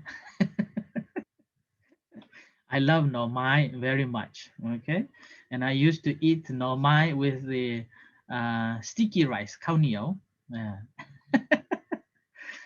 Whenever I have a khao niao, yeah, I don't like any other rice. I will take the khao niao first, and then with eat the with normai. You know.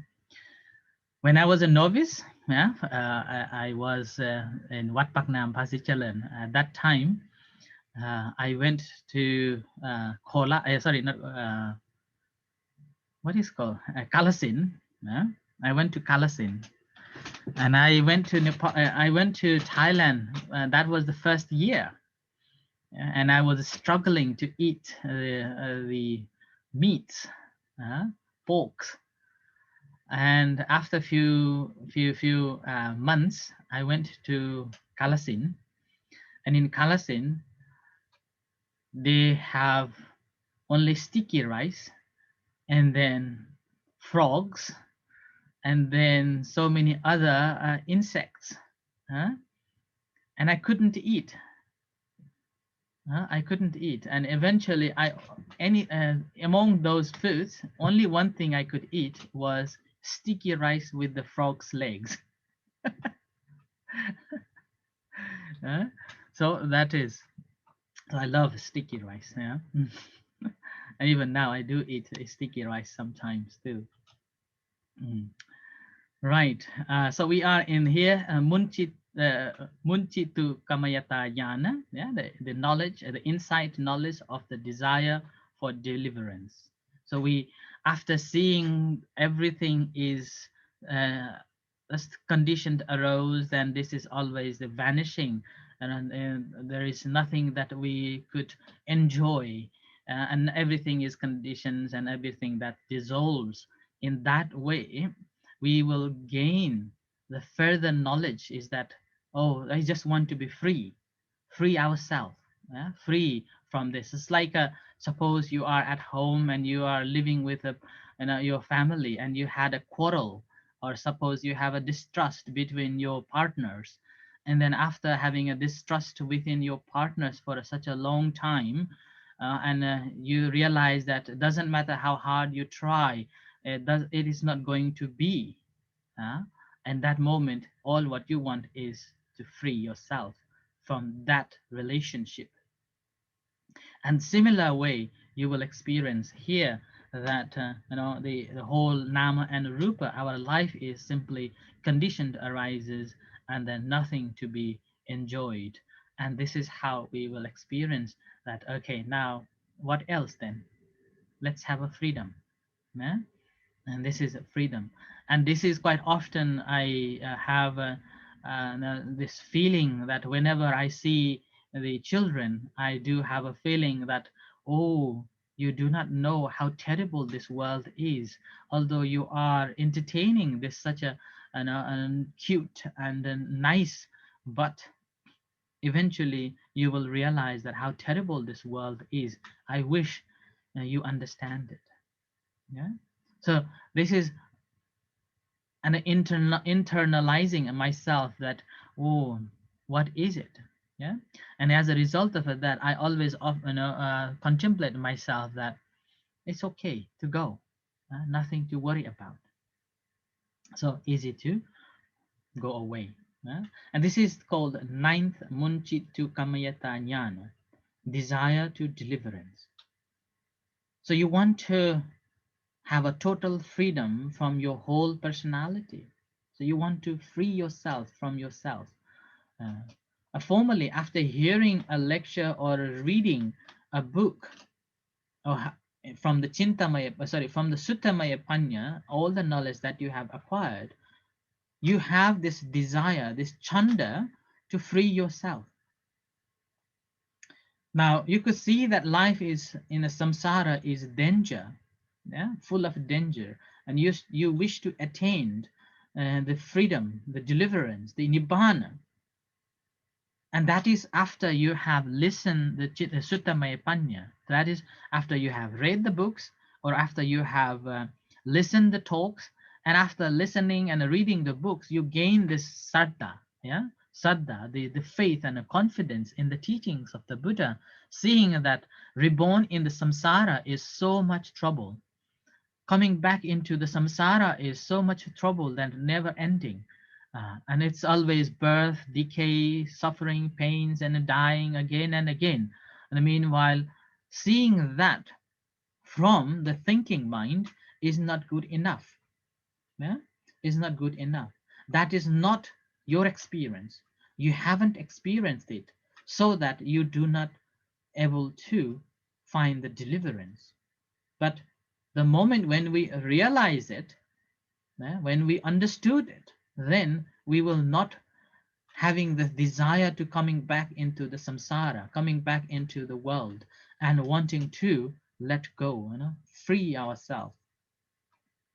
And this is the knowledge, yeah. And after obtaining this knowledge, through our practice, diligent practice, the wish becomes the real wish. It is not just the knowledge from what we have heard and what we have thought, but this becomes the real experiential knowledge, that you really have experienced the difference between a nama and a rupa, and how this nama and a rupa conditions to arise.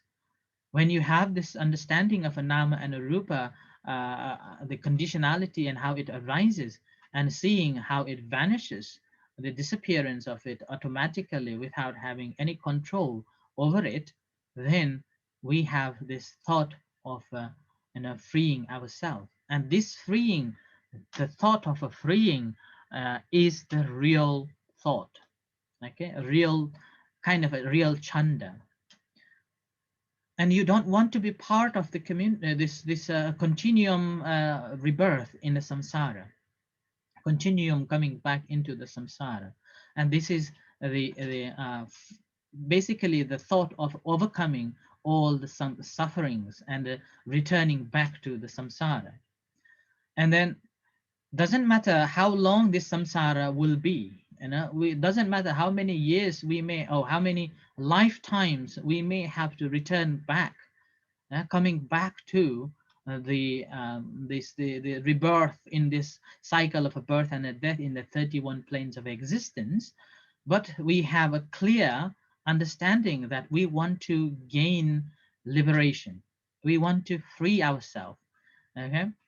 And we will have this thought of this kind of a positive, the so-called chanda, that doesn't matter how far we are going to reborn, we will try our best to attain as soon as possible. Yeah, get deliverance as soon as possible, if not in this life, if not in this time, in this moment. Yeah? You will be working towards it, and you will spend all your energy, all your moments to work with it.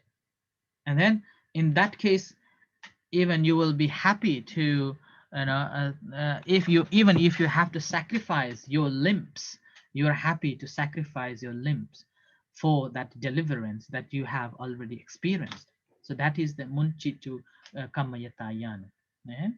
And this is, in a way, this is the part that this point our mind is turning to the Nibbana. This point is the time that our mind is fully established towards the Nibbana. And we see a Nibbana as an object now, not anything else. Nibbana as the object here now. And we no longer have a desire to remain in this process of a cycle of a birth and a death. So that's why this Untitled Kammayatayana is a knowledge of the desire for the deliverance. And here desire is not the tanha. Desire here is the chanda. Okay, desire is the chanda, and this chanda has we have realized it through our own practice and understanding. And this is a constant wish to abandon this mind and the body arises through the insight, through our own practice. Through our own practice, that is simply having seen the dissolving things, that condition arises, right? And continue practicing, what will happen that we will see the phenomena of this conditionality of the body and the mind, that endlessly, continuously continuing. And it's arising and passing away tirelessly, and consequently we will be able to abandon this, and then able to free ourselves, this body and the mind, and both observe objectively and knowing this reality. And here I pointed out here, there's a warning, and your practice will be very unproductive at this time. Very unproductive. And this time you will be confused. Whether even you are in your sitting or a walking meditation, you will not be satisfied with your practice and constantly change your positions very often. So in this moment, you have a very restless mind, constantly moving like a headless chicken, constantly moving and scratching all around. Your body is very restless, and you will want to move or change your postures or feel painful sensations here and there all the time. And that brings more frustrations, painful sensations, wandering mind, and indecisiveness appear at this point. You will be confused with your practice, that why I can't let it go, why I can't be free myself. So in this case, I need a lot of encouragement, a lot of support from the teachers, encouraging that, okay, continue practicing. And this moment, that's why practice of insight meditation, we always need masters to guide us. And this moment, sometimes we may have heard the people talking that some people after practice of meditation become mad, mentally ill. And this is what happens in this moment. And so it's really important to have continue having support from the teachers in the practice. And once we are doing it, then eventually we will gain further more understanding. And with this, we see that how I'm having this new form of creations, and how I am creating things, how I am making it, and why I am not having this calmness I had it in the past, why I am feeling restless, why I am feeling this wonder and like that. And with this, that will lead to the next Nyana, that is called Patisankhara-ñāṇa. Patisankhara-ñāṇa. It is also some Patisankharupekha-ñāṇa. Sorry, Patisankharu. Okay, just a minute. Let me correct it. It's supposed to be Patisankharu. Oh, sorry. Just a minute. What's going on?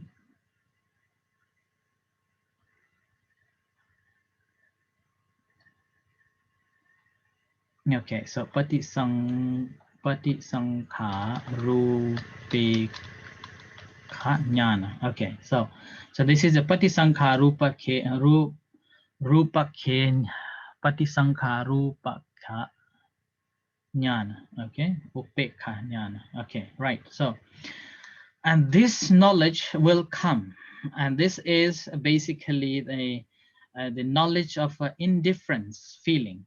Okay, indifference feeling, and knowledge of insight, knowledge of reflective contemplation. Master, Patisankhara-ñāṇa is right.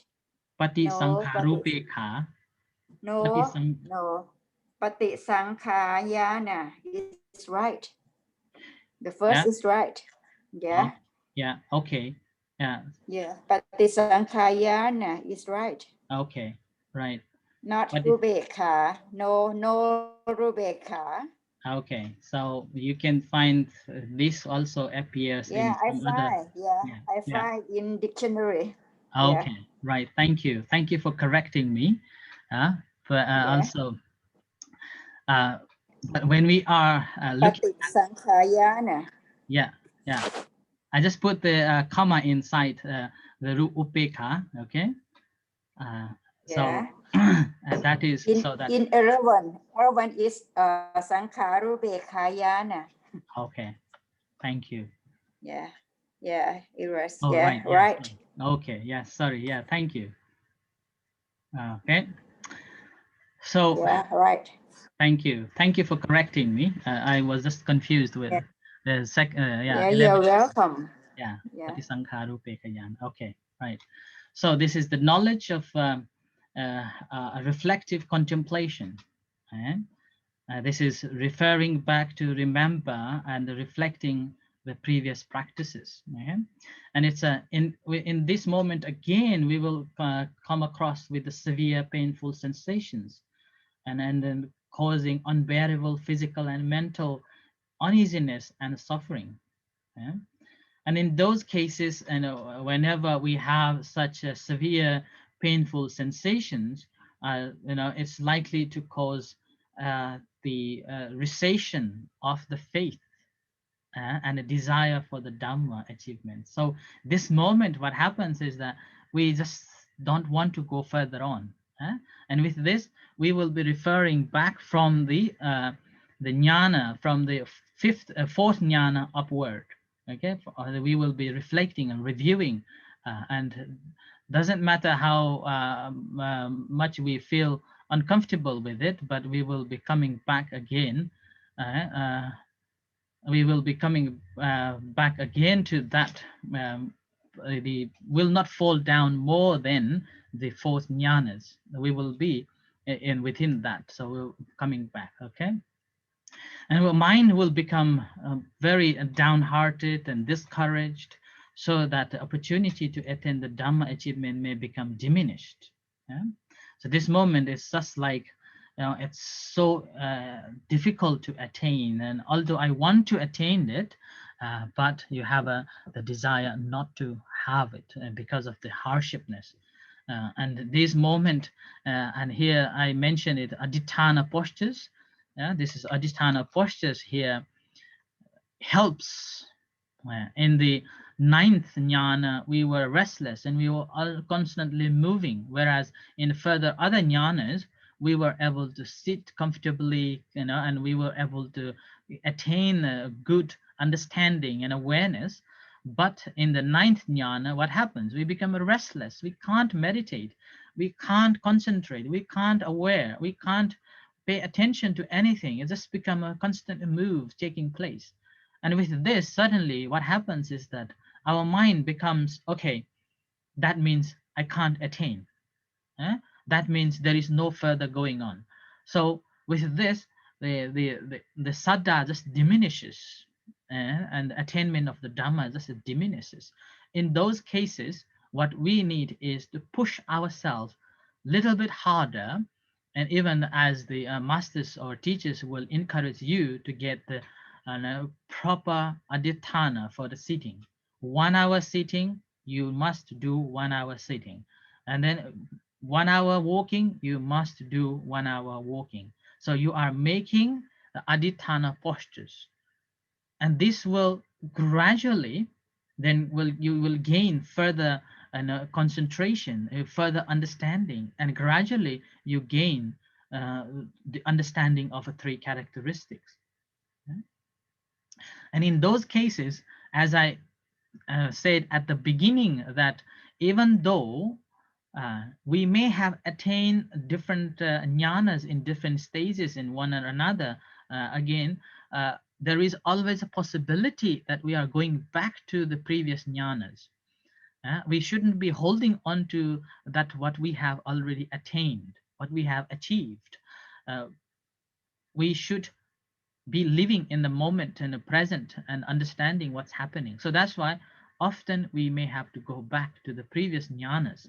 And so that's why the last sentence I wrote here, feeling of a recesses into the lower stages again, lower stage of jnanas. So we may go back, and the feeling of we are probably in the 5th jnana or 6th jnana or 7th jnana, like that, but not in the first 3 jnanas. Okay, and that will we will gain, and with that we see how we will the indifferent, we experience of indifference of that knowledge, and that's the next jnana is called sankharupekha-ñāṇa. Sankharupekha-ñāṇa. And the insight knowledge, this is the insight knowledge of equanimity regarding all formations. Sankhara is formation, and upekha is equanimity. Sankharupekha-ñāṇa. Okay, so this is a knowledge we feel about indifferent things. We have been working so hard to gain this awareness and concentration and wisdom, and then suddenly we realize that these all are conditioned arises, and because of these our condition arose, nothing to hold on it, Nibidharyana arises, and because of having this Nibidharyana, we want to be free. And having thought of this freedom, munchitu kameta jnana, then we come to the moment that everything is just unsettled, can't believe it, and we feel so disturbed. And here, and suddenly, as we continue practicing with the aditthana, sitting hour, suppose 1 hour, you're sitting 1 hour properly, and then walking 1 hour properly, and with this, gradually you gain further understanding, and you will be able to keep yourself in different or equanimity position. So in this moment, without any expectation, you feel this equanimity towards all the formations of a nama and rupa. Nama and rupa. And this moment, there won't be any form of a satisfaction or any dissatisfaction or any pleasure or displeasure. Whatever is happening, you'll be able to look at it very in an objective way, equanimous way, and your vision, equable vision in the mindful observation will be developed. So that will develop, and then at this stage, practitioner will find that their performance will be more effective with the continuum practice of a mindfulness observation. And here, as I said, we have to put the aditthana and a practice and observing it. And as we observe it, we see how this is become indifferent. And in this moment, because of continually practicing, whichever experience happens to be, making no matter, doesn't matter what happening, then we have seen all of these formation and disappearance we can basically understand that how these three characteristics works, its objects, and how our mind is relating. So we will have this clear understanding of it. It just automatically arises through the great details of a practice and observation of it. And then these will again systematically appear to be seen one after another, one after another, and the mind automatically carries out mindful observation immediately. So because we have been suffering so much previously, and now we suddenly paid great devotion and a practice, and with this what happens is that it's automatically able to see it, and then we become a mindful awareness of it, and you will see the disappearance of this mind and a body. But this moment you have no fear. This moment you have no fear, whereas in the previous knowledges, previous experiences, whether it's a bhaya or bhanga jnanas, those moments you do have some form of a fears arises when you are experiencing it. But here it's purely seeing it and no fear at all. No fear at all. And considering of you want to nibbida, seeing that what is the benefit of nibbida, the dispassion, and there is a thought of a deliverance there, munchitu kamayata, and the ability, thought of a deliverance, and freeing, seeing that advantages of free from all the sufferings and happiness and dissatisfactions. These will not come. These will not arise, and we will be seeing things objectively as they are. And in this moment, we will all have very equanimous mind. Very equanimous mind. And this equanimous mind, equanimous mind is the state that brings further understanding and knowledge, which is known as Sankharupekkha-ñāṇa. So here the Sankharupekkha-ñāṇa needs to be matured, and this maturity of a Sankharupekkha-ñāṇa will make our mind very single-minded on one object for a longer period of time, and it will no longer wander about but functions faster and faster with a keener view.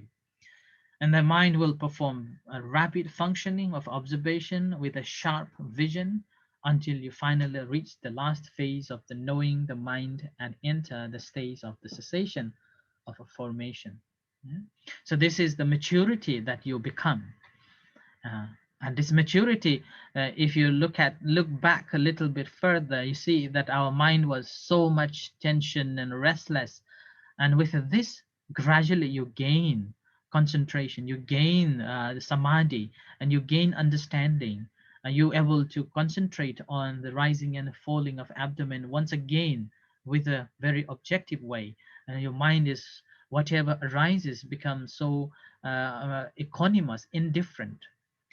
And with that, what happens is your mind becomes very sharp to able to notice it, able to recognize it as soon as it arises, as the sixth senses or as something arises through the contact with it. Immediately our mind is able to grasp. Our mind is able to grasp it as soon as possible, and then just keep our mind detached from everything that has arose. And with this, our Sankharupekkha-ñāṇa becomes mature, and this maturity brings the cessation of all the formation, and that is the leading to the nibbana. And this leads to the next jnana is called Anuloma-ñāṇa, the conformity knowledge. And this jnana is quite interesting one. And you see the birds around, you see the birds around, hanging around. So far, before going into it, so far that I have explained, anyone has got any, or do you understand what I am saying? I hope that you understand. Okay. Okay. That's the.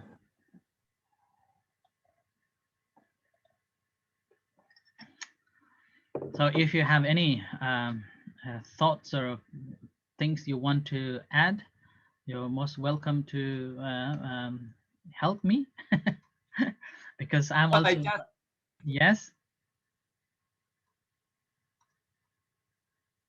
Hello. Someone wants to say? Yes, most of them are asking the PowerPoint file that you are sharing to them. Okay, I will send it to you, and then you can distribute to them. Sure. Yeah. May I ask some questions, Rajan? All of this jhana can see the thing like a I think about the heaven and the hell, like that. Can see some things beyond usual, like that. All this jhana. Come to this jhana, I don't know that how the practitioner know that this jhana is called anuloma jhana. This jhana is called like that. I don't know.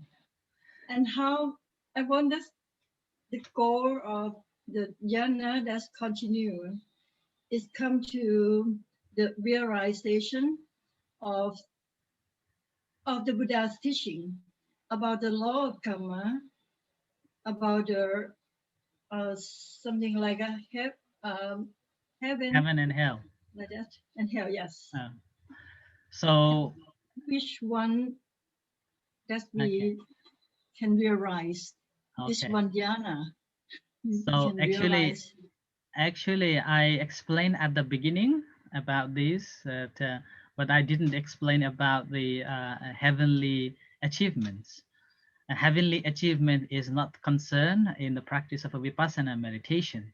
Okay, practice of a Vipassana meditation is to release yourself from the samsara, because heavenly world is also falls into the samsara in the 31 planes of existence. And the practice of a Vipassana meditation is not hoping to be reborn in any forms of any existence, but freeing yourself. That's why the Sankharupekkha Ñāṇa is basically, feeling freedom. Okay, so freedom from yourself. And also the question about the karma, every action that we perform, it has a reaction. Okay, and that reaction that we do is based on our cetana, right, our intention, and with that we are performing into wholesome or unwholesome actions, and with that wholesome or unwholesome actions we will gain the results as you practice. So again, in the practice of a Vipassana meditation, you are not talking about creating any akusala karmas, nor the kusala karmas. You are excelling from that. All the actions simply becomes action, not that has got any reactions. Okay, so that's why the practice of insight meditation is to understand things as they truly are, and then ability to free ourselves from engaging and creating further on. And your third question was, how do we know this anuloma jnana, right? Yes. How do we know that I am in this stage? How do I know that I have attained it? Yeah. So in that case, at the beginning, I mentioned that this is individual property. Okay, this is individual's property that you will understand it as you practice. Gradually, you will see the difference. Suppose the first jnana, like the first jnana is nama rupa paricheda jnana, right? So nama rupa paricheda jnana is ability to differentiate between the nama and a rupa. And here, what is a rupa? A rupa is the body. Yeah, and if you're practicing the rising and a falling of abdomen, the process of a rising and a falling of abdomen is the rupa. And the mind which is knowing is nama. See now, see the two things here? Do you understand now? Yes. Yeah. Can you see the difference? Yes. Can you see the two Absolutely, different things? yes. Nama and a rupa. Yeah. Nama, yes. I Yeah. think I Nama see. is a mind, and the rupa Yes. is the functioning body functions. Yeah. The rising and the falling is the nama. Similar way, whatever you see, everything is a nama. Sorry, everything is the object, but your mind has to be there in order to see that. And that is the mind observer. I call it observer, or a knower is the mind. And now you see the two different things there. Yes. And I now think I know. I see it, but I can't see that you see it or not. It's up to your practice, how much you practice. Then you will understand the two different things. You don't need my conformity that you have seen it. That's why I said at the beginning that all these jnanas is simply a guideline to see, to check that how far have I attained? How far have I understood? Okay. And meanwhile, doesn't mean that after you have attained, suppose you have attained Anuloma Ñāṇa, you should be Anuloma Ñāṇa at all the time. No, it doesn't happen in that way. Okay. You will be starting from the beginning again and again. And there is always possibility that your jnanas, your understanding, your knowledge may fall into the previous knowledges. But after you have gone through fourth jnanas, then you will not fall into the third, second, and the first. You will be remaining or going back into the fourth jnanas.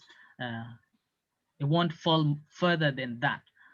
But it may happen if your morality is broken, if you are not practicing in accordance with the silas properly, and there is a problem with the sila and you haven't practiced properly, then there is a possibility that you may go back into the square one. Okay. But Yes. after, if you continue practicing, and then you have attained further than five jhanas, five jnanas, as always missing the jhanas and jnanas, sorry that. Okay, then you will not fall further down than that. And this, as I explained, you will feel that, you will experience it. One after another, you will experience it. And this is all because you see that everything is conditioned arises. Everything conditioned. Suppose two things conditioned arises. Now I will give you a scientific example for you. Do you know atom? What is atom? Yeah. Do you know atom in the science? I know atta, not atom. Not atra. Atta. Not atra. Atom is a very tiny What? particle of all the elements. Is called atom. Okay, atom, atom. Oh, atom. Yeah, Okay. atom. Okay. Yes, yes. Okay. This atom is. Do you know how this atom arises? Is composed of negative and positive, and the nucleus is have three. Yeah. The positive electronics is negative and neutral. Like that. Yes. Yeah. In the atom. Yes. Yeah. So this is nuclear physics.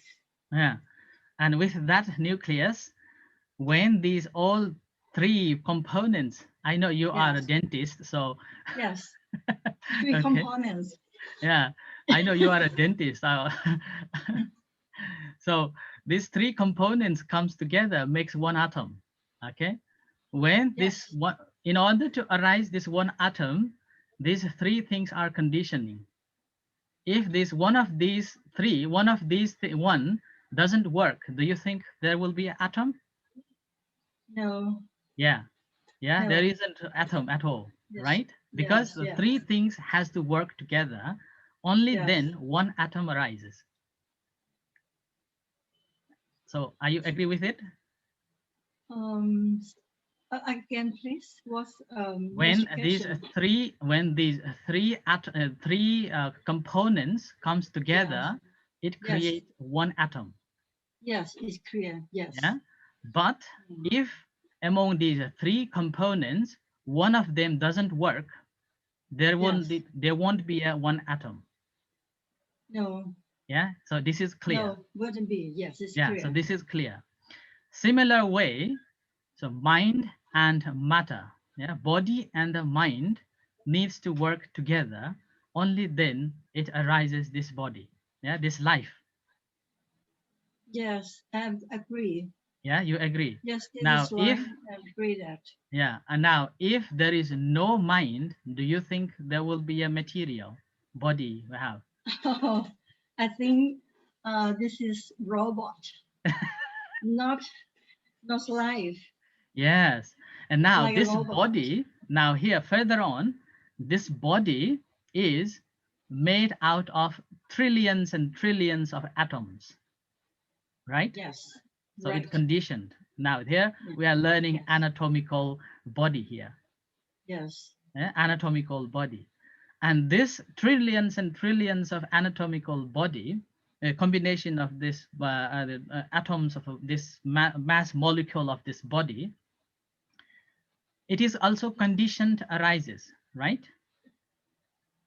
Yes. It is also conditioned arises. Condition. When the condition falls, do you think this body will be there?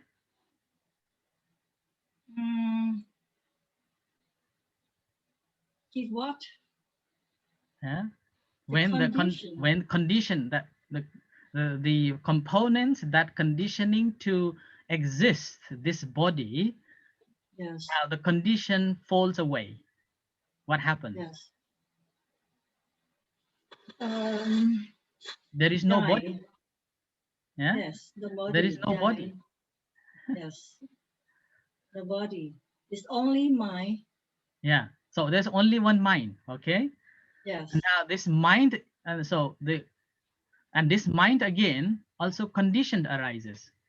Yeah, it's components of feeling, perception, and formation, and consciousness.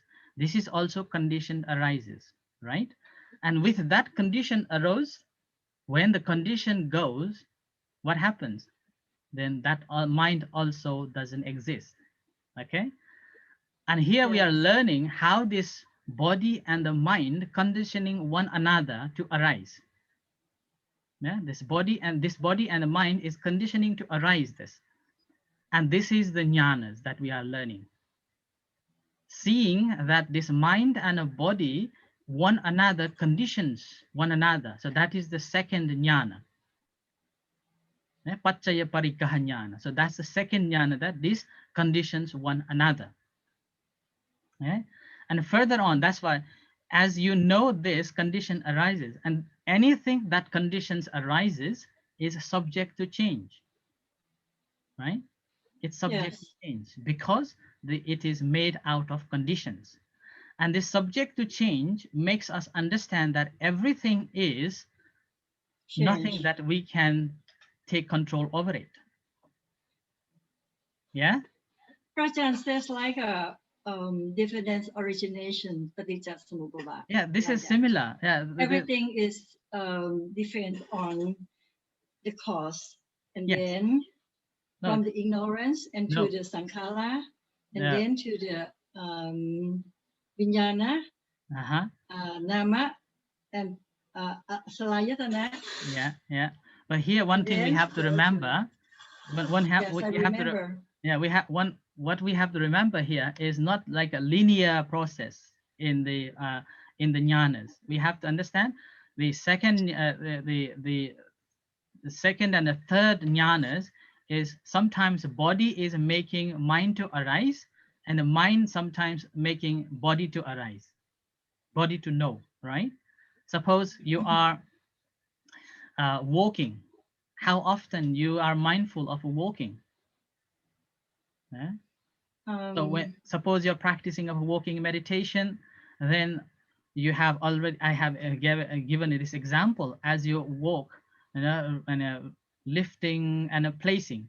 Your foot is already on the ground, but your mind is always already thinking something else. And then as soon as you put the foot on the ground, you realize that, okay, my foot is on the ground. So mind follows after body functions. And that is, it's called body leading, or body is caused to arise the mind here. And other time we have we do something like as we meditate. What happens is that as we are meditating, we lost some like we experience of body is missing, hands are missing, and we cannot see our object of meditation. At that time, we have to mentally push ourselves. So mind is making the body to see, right? And here, Yes. mind is conditioning to see the body. Another time, body is conditioning to see the mind. So that's why it's interrelated, conditioning one another. So that's why in independent origination, the Patisambhida is a linear process. But here, we are not talking about the linear process, but learning about the condition arises, and everything that condition arises is subject to impermanent. That's all. The whole Vipassana meditation is to understand the impermanence of things. The nama. Pramaha Ajahn, Yes. may I give another perspective to help my classmate? Sure. Is it okay? Yes. Yes. Okay. Pramaha Yes. Ajahn is giving a helicopter view of Vipassana meditation. What is providing us as future instructors is a map. It's a map of what a practitioner will go through as they practice. So as Sayadaw Jotika once said, the map is not the journey. So Dr. Vilai, what you're asking is more about the journey. It's not the map, right? That Pramaha Ajahn is providing now. This is a map of the journey you will take as a Vipassana practitioner. And as you go through your journey, how fast you make the progress depends on your karma. This is where you ask the question about karma. And if you have practiced Vipassana in your past life, the benefit is cumulative. You will progress faster in this life or in whatever. Okay, so it's cumulative. The benefits are cumulative. And secondly, how you don't need really the map. If you have a very skillful meditation teacher, the teacher know where you are, but you don't need to. You just need to take it step by step. Yeah. And from my own experience, the side effects can come suddenly. You don't focus too much. You let on nibbana or this and that. It will come naturally on its own. So, for example, as you practice, you may meet with challenges and trials. Whatever happens, you will find that when you've made progress, your fetters will be cut off naturally or uprooted naturally. And for some people with cumulative benefits from past karma, you may even gain certain super mundane capability. For example, you may be able to hear from very far. You may be able to see very far, and certain super mundane abilities. These come on their own, very suddenly, very naturally. You do not need to focus on it. So just to come back to what I'm trying to say at the beginning, Pramaha Ajahn is giving the map of the journey that you will be taking. And this is not to be confused with the journey. The map is not the journey. Okay. Just to add a little bit that this is also a map, but we have to learn how to use the map.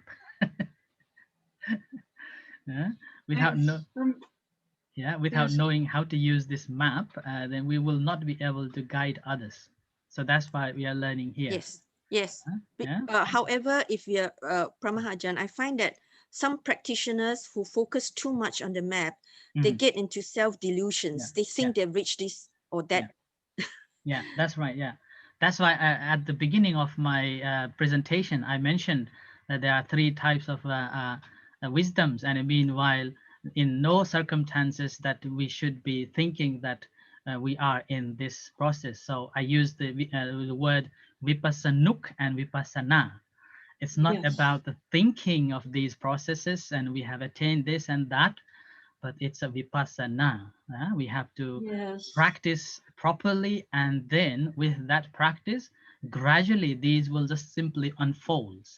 And as one of the colleagues said, if we have a good, skilled master around us, then we don't need to worry at all.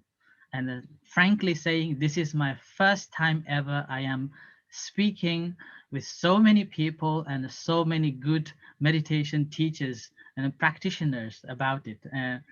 This is again, at the initial stage, I also mentioned that at the beginning, there was Chokun Patev was there too, and I feel very nervous. How can I speak in front of such a great master, one who knows ins and outs of this Solasa Nyana. And this whole teachings is not from the scripture, but also from the experiential level. He had excelled it, and now I was given to speak on this. I felt very nervous, and frankly saying, last night I couldn't sleep. It took me quite a while to go into the sleep. Venerable Sushot, go ahead. Oh, Go ahead, please. I thought you're not listening. Thank you, Prajan. Go ahead, please. Yes, Prajan. So Very good, very good. Yes. I'm listening. Yeah. Oh, thank you. So I feel. Go ahead, go ahead. So that's the reason, and I am here to just to give, as I said, this is my first time, and going through this stages after stages. So if anything that's you feel not right, just let me know. And as I said, this is again individual property. So every individual's practice and individual's attainment and achievements, and these are just the guidelines to see that in these stages I have been through. And then meanwhile, when you are talking to the other practitioners, when they are explaining their arambanas, then you can see that okay, they are in these stages, and then what further instructions needed to encourage them for the further practice. Okay, so we are on here Anuloma-ñāṇa, right? Yes. Now I hear Chakunachan. Now I feel more nervous now. Okay. So this Anuloma-ñāṇa is the conformity of knowledge. Okay.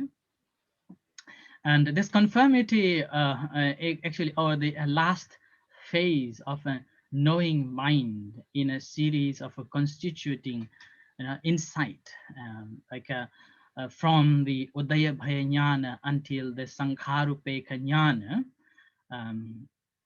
we have accumulated in a culmination when we have attained. Now we are going to attain or achieve this level of Anuloma-ñāṇa.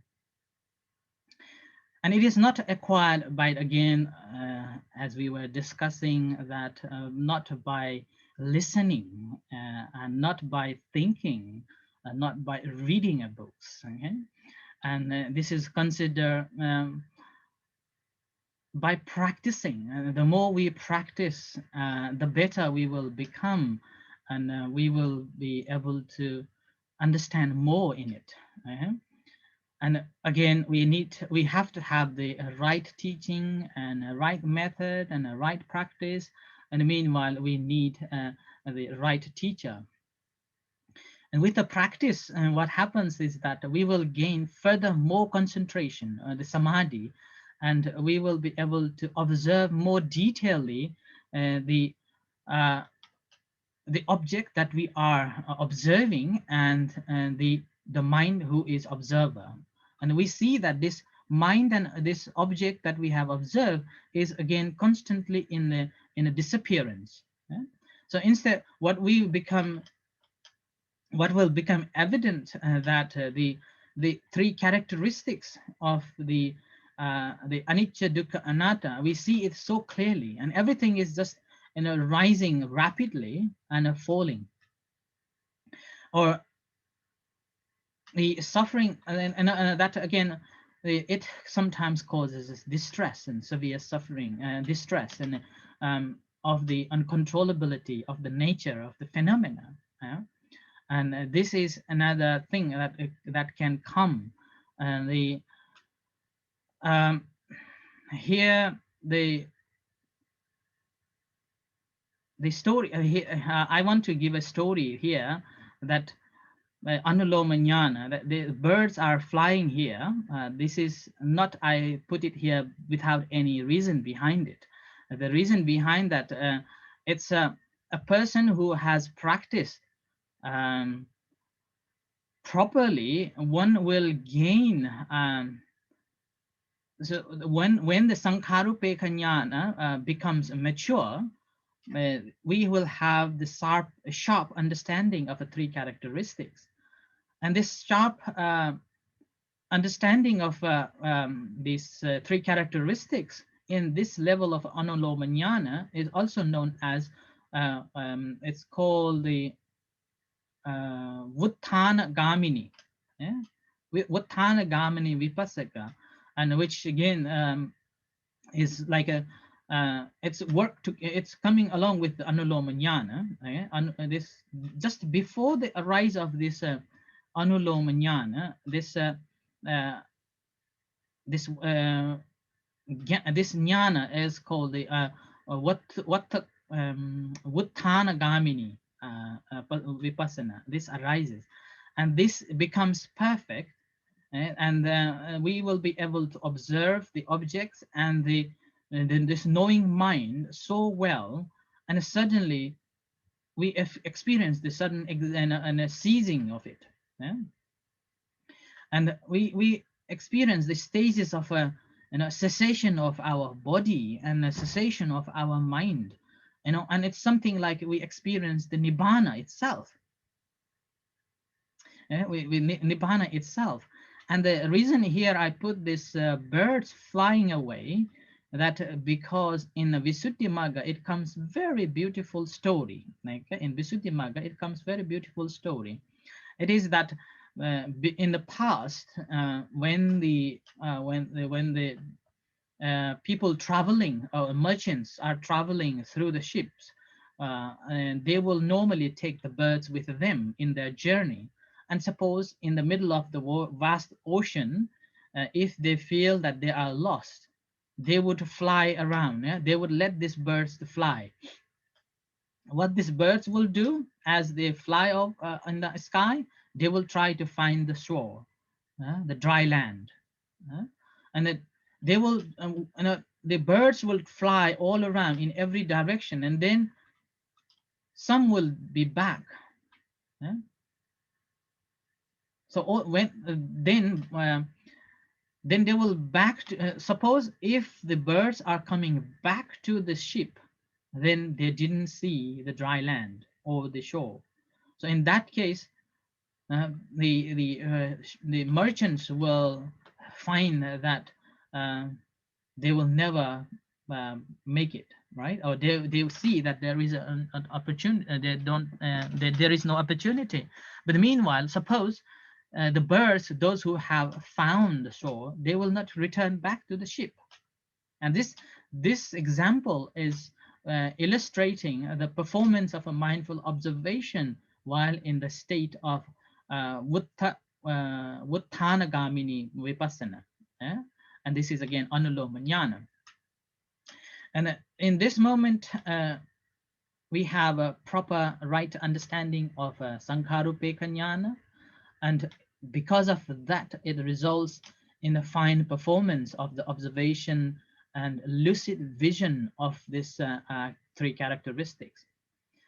And further on, what will happen is that it will lead us to to the extinction of the body and the mind in all the formations. So initially we were talking about the Sankharupekkha Ñāna. We were simply having an equanimous mind towards all the formations, but here we are able to extinct the will, which is leading to the extinction of it, all the formations, and that is in a way is a nibbana itself. And so it's like someone who had seen a birds that have seen the shore, so they will not come back, and they will be in this dry land. It's called island, or the shore, and that's a nibbana, the attainment of a nibbana. So that is. But however, when a person who is practicing and their practice is not mature enough yet, then they will come back. We have to come back into the practice again. They will not be able to attain that the dry land. It's like the birds, those who have returned to the ship, because we haven't got enough energy, or we haven't got enough merits or punya or the paramitas to see this shore or this land and the nibbana. So we will again back to the normal mode, and sometimes it is known as the falling back to the previous jnanas. But what happens is that we are going back again and again, falling back into the previous and then coming back again. So practice makes perfect. So going back again, so it's a reviewing in a way. Basically it's a reviewing again and again. And this moment we are also kind of leading us to the nibbana itself. And this is the 12th, or the anuloma jnana. This also signifies that leading to nibbana, as I said, and then it becomes so clear, and that the why we have to meditate and why we are coming back to the retreat, meditation retreats again and again. And that's simply because it's like the birds that they haven't found the shore, and that simply similar, like we haven't understood properly, and with that we give up and we come back again to revisit and regain those knowledge again and again, and that's the and this is how it happens. And again, sometimes in spite of the in spite of we have been in the so many retreats and different courses, and we experience so many experiences, and with so many other new masters and new teachers, we continue practice. And with that continuous practicing, and with the support of all the Dhamma brothers and sisters, we gain more confidence in the practice. We gain more faith and continuation of the practice. And with that, our mind once again become a clearer and a clearer and a purer, an ability to concentrate more, ability to develop these jnanas more and more. And with this, what happens is that it leads to the further knowledge, because it has confirmed, and it leads to the further knowledge, or for further jnana, is known as the Gotrabhu Ñāna.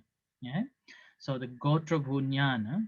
So now it's up to, sorry, it's up to us to be what type of a bird do we want to be. Do we want to be fly away and find the end, the shore, the nibbana, or we want to come back again and again? And it's all depends on how much merits and how much paramitas you have accumulated from the past or even the present, and that will conditions you to attain that. And if our paramitas and the punyas or the merits are not well enough yet, then we may come back to the retreats and to the society and the practice with the Dhamma brothers and gaining more knowledge. And that's why if we have this latent latent merits and the paramitas, then it's much easier to gain the further jnanas, so known as the Gotrabhu Jnana. This is the Gotrabhu Jnana.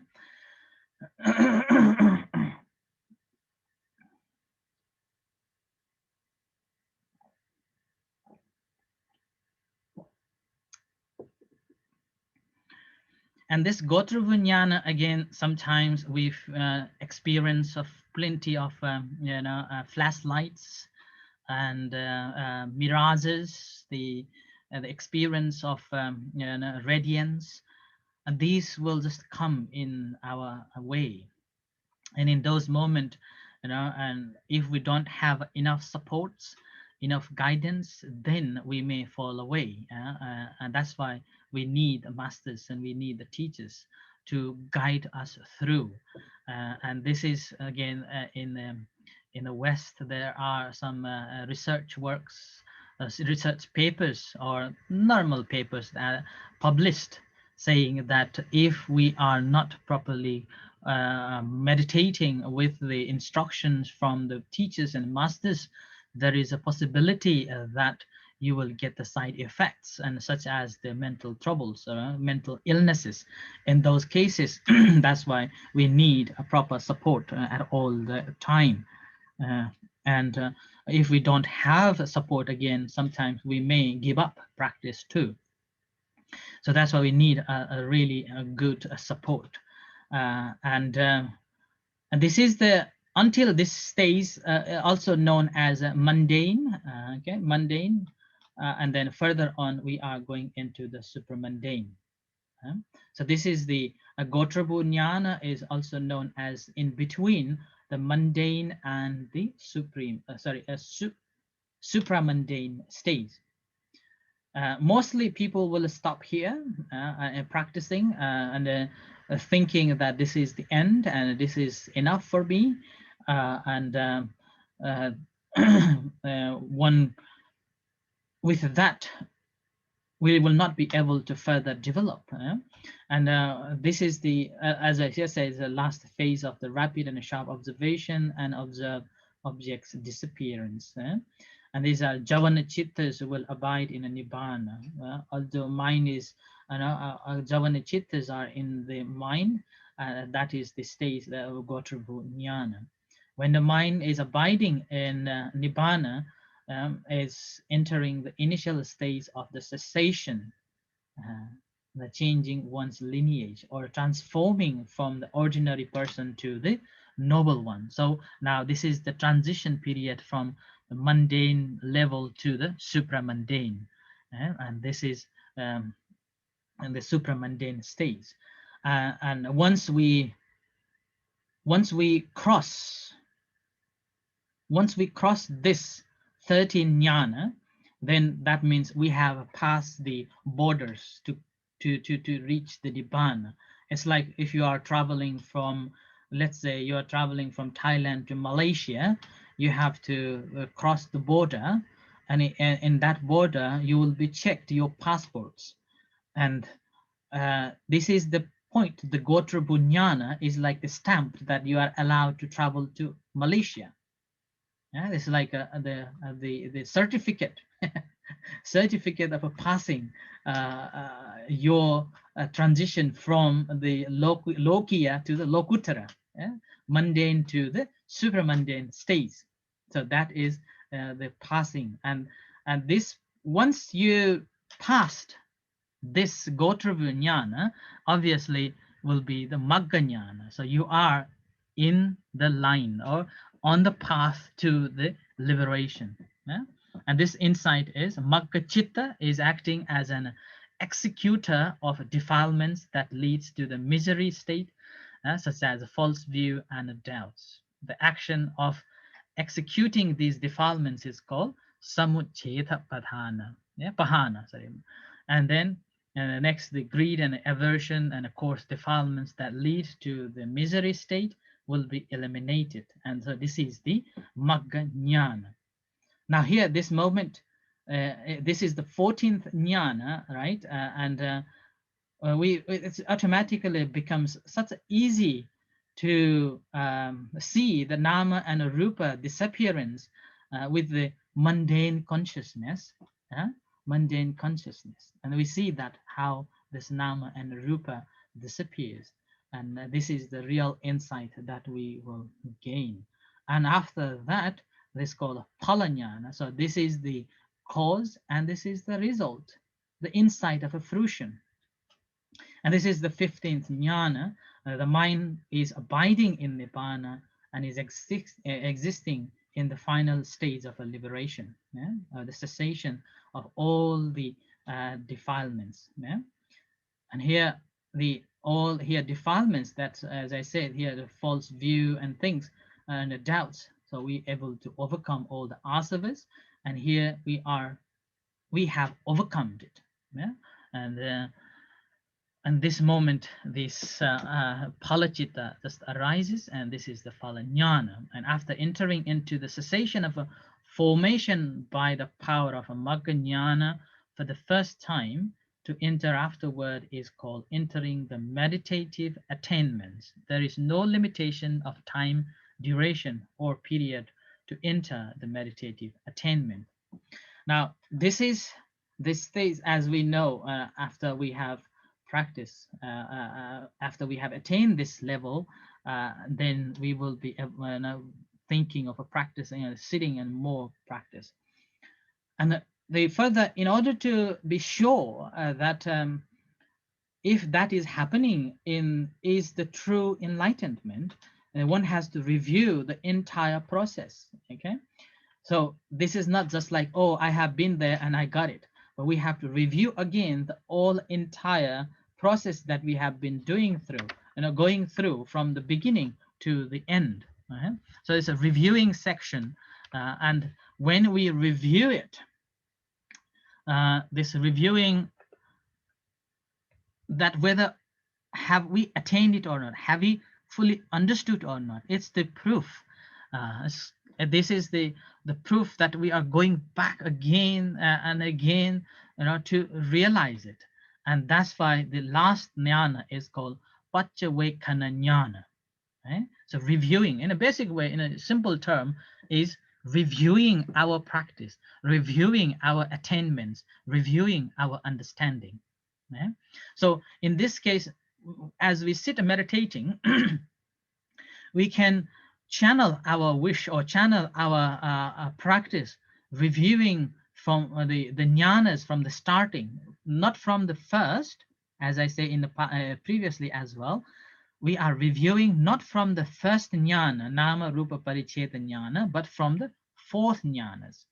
Okay, we are reviewing from the fourth jnanas. Okay, and that fourth jnana onwards, we are reviewing that how far we have attained, how far we have understood, like that.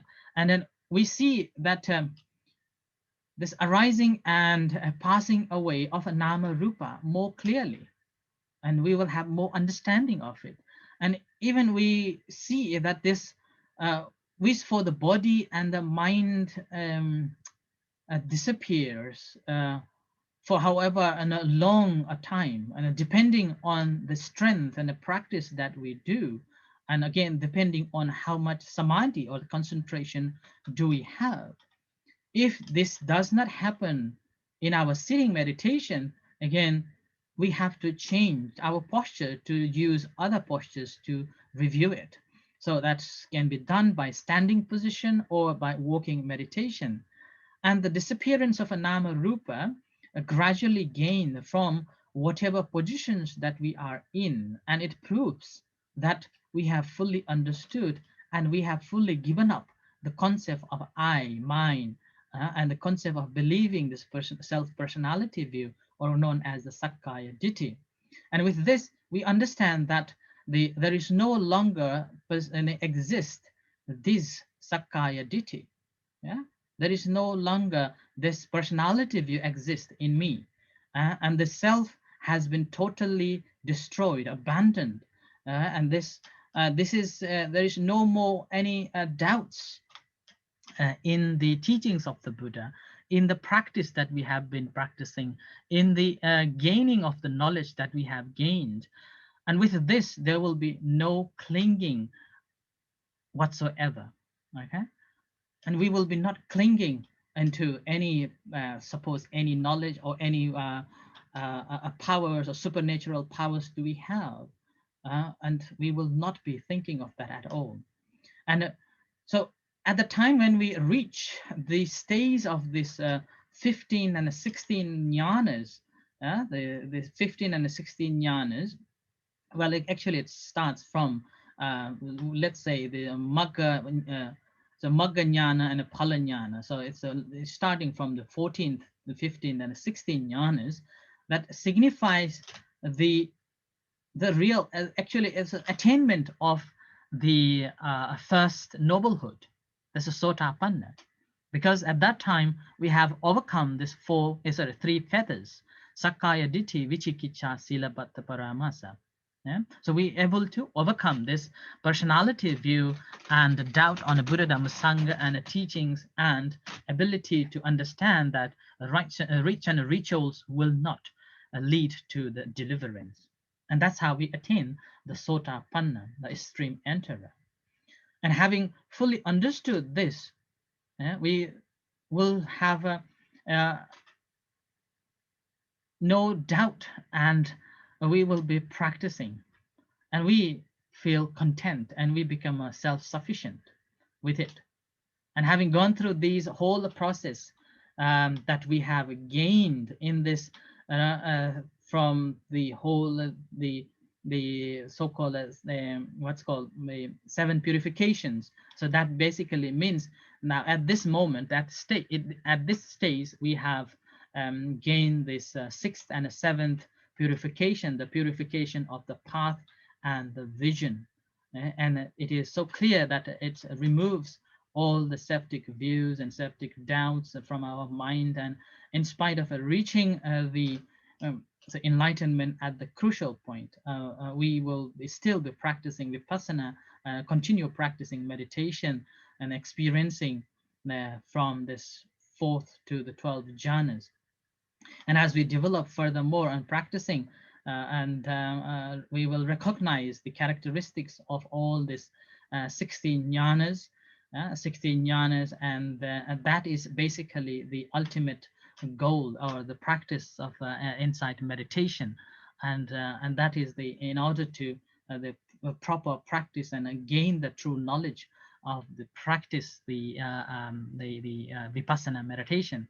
Now, in this case, we have to hold the structure, and as I have said again and again, that from 1 to 16 stages, the Solasa Nyana, that we have to experience it. We have to at least get some idea of it, and not by thinking, but not by reading or listening the talk, but also through your own perseverance of the practice, seeing it at least of a glance of it. And then as we come to the end of this Paccavekkhana Ñāṇa, we basically, after reviewing it, we feel we understood ourselves, that we have experienced it, and we have experienced it, and we have understood. Not all. If we have understood all, then obviously we become a Sotapanna or even to the Arhat. But we are still a Puthujjanas. Having said that, I have even said again that before we practice, these are unknown. But as we practice and as we develop our practice, what happens is that gradually these becomes visible, and then gradually visiting in these jnanas may take longer time, in one or longer time to attain these jnanas after one another. But eventually, as we develop our practice, what happens is that entering to or experiencing these knowledge gradually develops more and more, and shortens the time of understanding. And all these knowledge happens in a one second moment. So you will experience it as soon as the nama rupa arises, and that's how you will be able to overcome all the asavas, all the desires. Although it's explained into the successive progress into first to the 16 jnanas, but in a practice, if we really understood it, it happens in a one moment awareness, okay, in one moment awareness. And having understood that there is no, and this is again coming back again, that there is no authority of anyone to certify you that you have attained these knowledges. All the masters and the teachers are telling or is explaining these Solasa Ñāṇa or these jnanas is simply to guide you that you have understood this and you have attained this, you have knowledge that one and this one, and then you are checking your own progress, you are checking your own practice, and with that you yourself know where you are at. No one knows. But if you are talking to the masters, they can speculate that you have been in this state and that stage, and then if you're experiencing all those difficulties, then they will help you to overcome that difficulties. But eventually the most important is that this is a private property. I call it private property because you alone knows where you are at. No one can certify you. So whether you are enlightened or not, you knows. But if there is a Buddha, then obviously you will be going and confessing or confirming your enlightenment. So that's why further on again, if you have attained it, again, you're not supposed to talk to your friends. You're not supposed to talk to your fellow members, but you're supposed to go and talk to one who thinks, one who you think is one who is really understood the Solasa Ñāṇa properly. And only then you are okay with the speaking. For the Buddhist monks, as we know that we shouldn't be confirming that I have attained this level and at that level of this achievements or enlightenment, and this is strictly forbidden to the monks.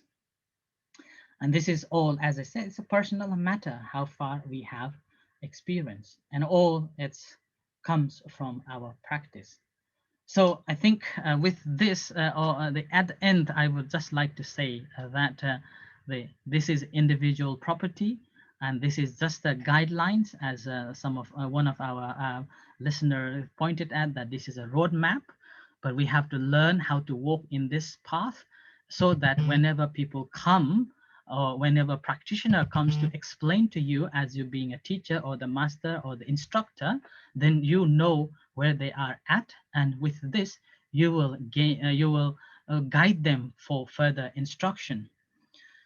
And this with, I hope that I have given you enough information and insight on this 16 stages of the Vipassana knowledge. And if there is anything missing, and again, just let me know. And if there is anything that is mispresented, then again, let me know too. And all that I am presenting from what I have understood and what I know from both listening, reading, and also self-practice.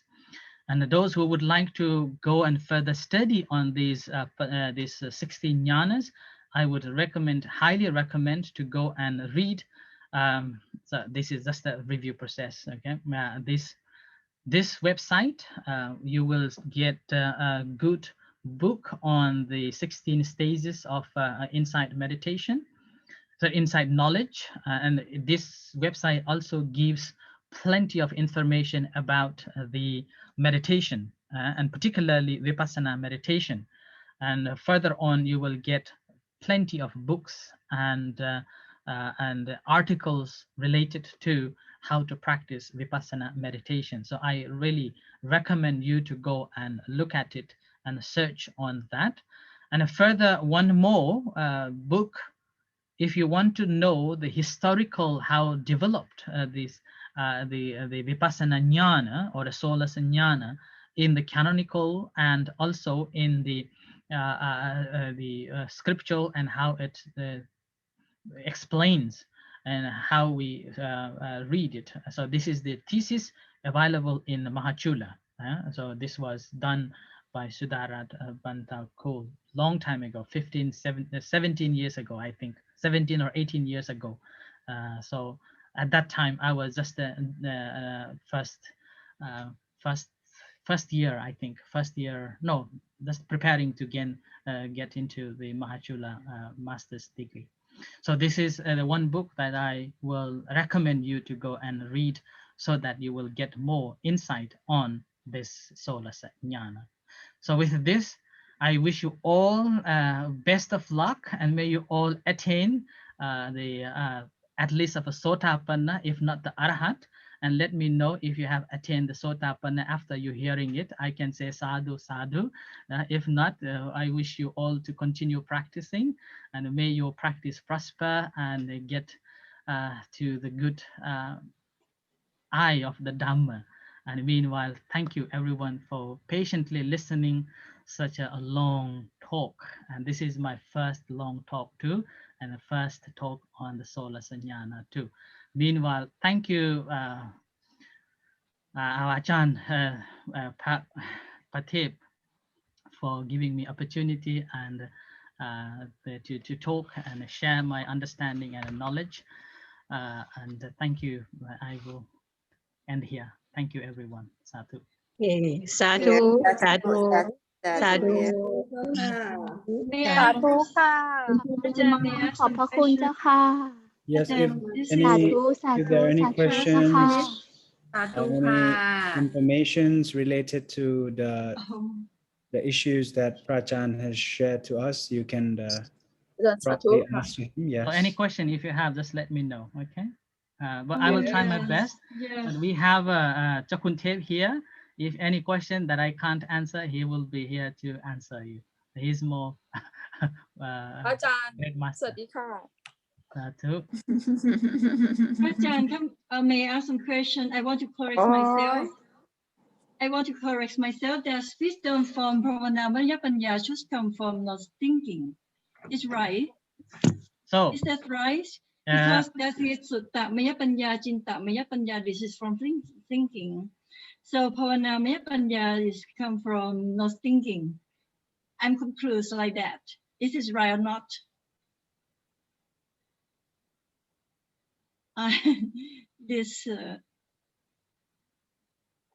I'm not hear you. I'm not hear you. sorry, I Ajahn, muted. Sorry, I muted. Sorry. Yeah. So there are 3 wisdoms that we Yes. know. Yeah. Number 1 is Suttamaya Panya. Yes.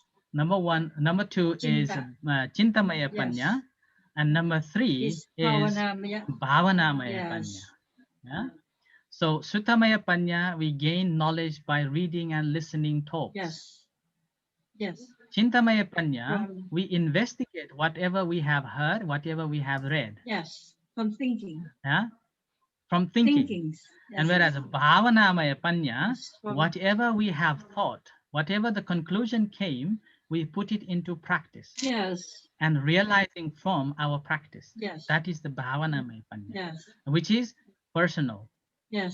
Everyone will experience similar experiences, but it will not be the same. Yeah, will not be the same. Although we suppose we are practicing rising and falling of meditation together, Yes. each individual will experience differently. Yes. So that's why the experience will be different.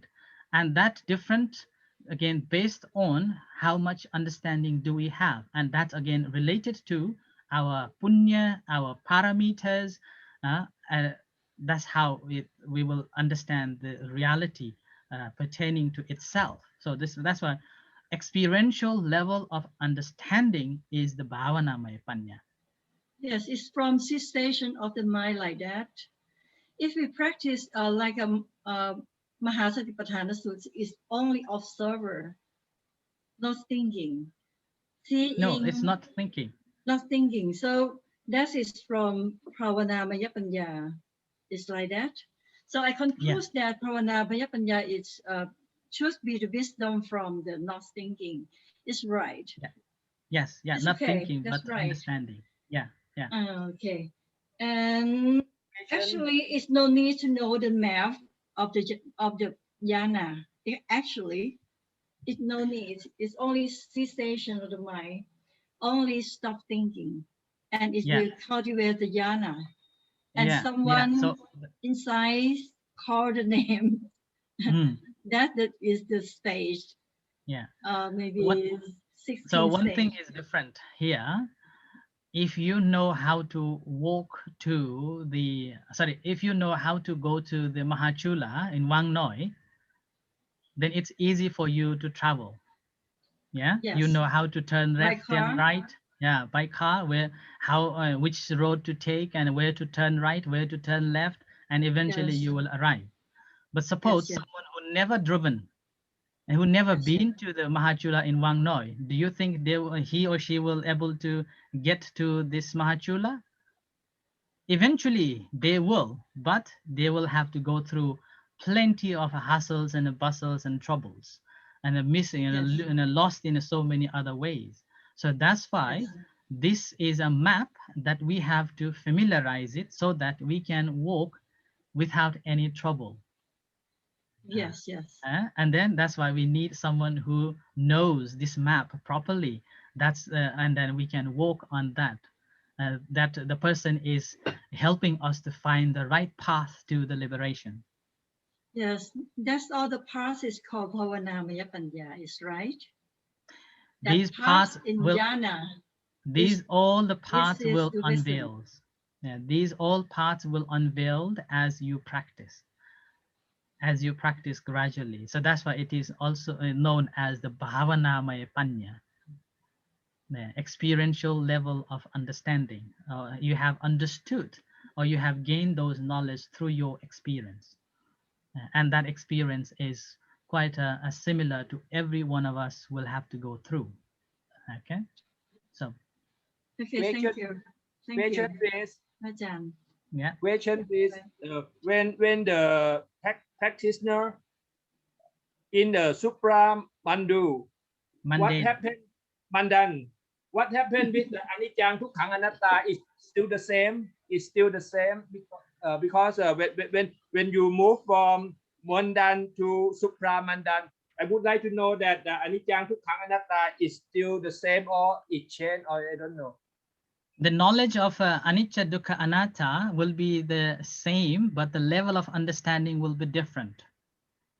You will have a deeper understanding on it, okay? But the characteristics of this anicca, dukkha, anatta is always the same.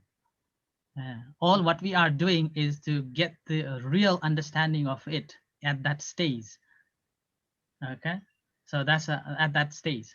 We're just crossing from this mundane to the super mundane. At that moment, we have understood completely how this anicca, dukkha, and anatta works and functions.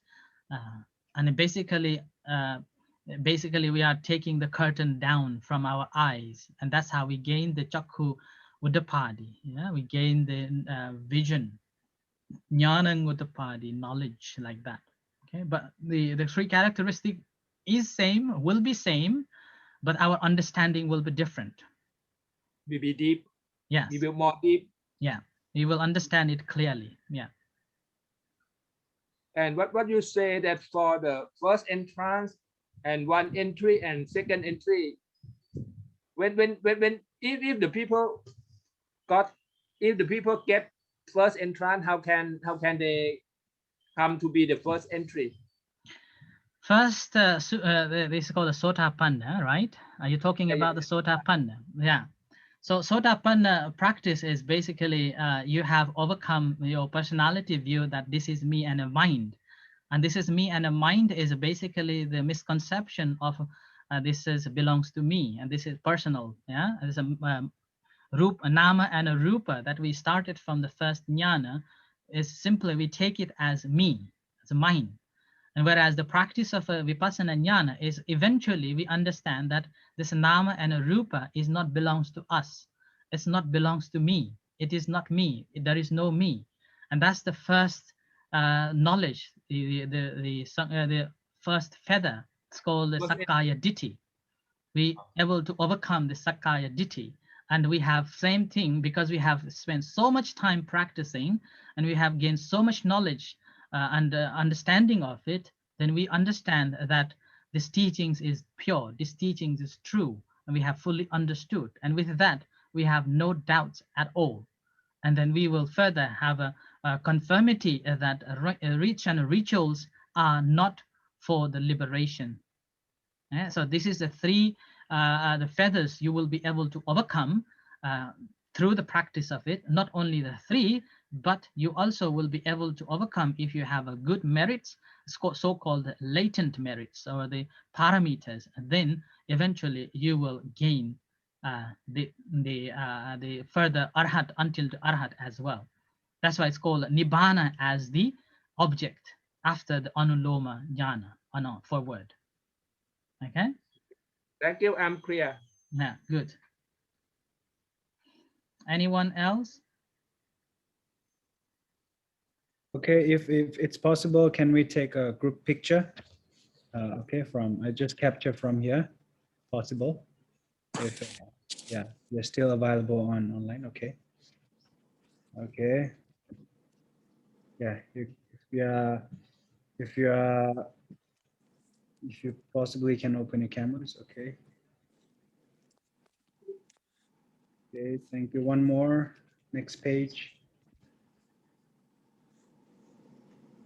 Okay, yeah, slowly opening cameras. Okay, okay.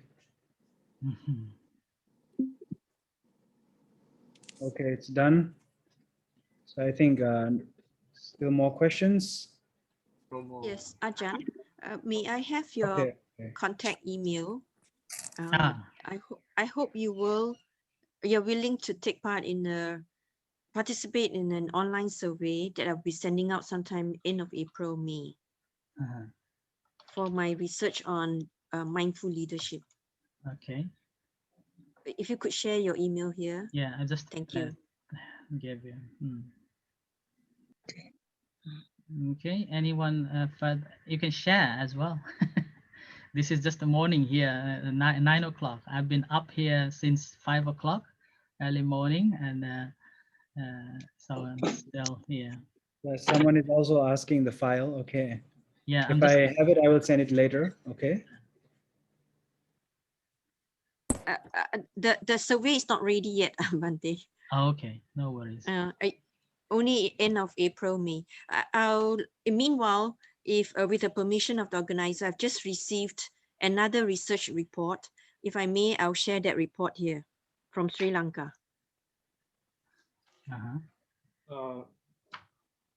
One thing I would like to share for the Vipassana, because you said that the Patisambhida is series, but in my textbook it said that Vipassana have 6 choices. First is a Khandha, Ayatana 12, Thas 18, Satya 4, Insi 22, and Patisambhida 12. That I refer to my textbook. Yeah, that is the object of a Vipassana meditation. Yeah. Okay. Okay.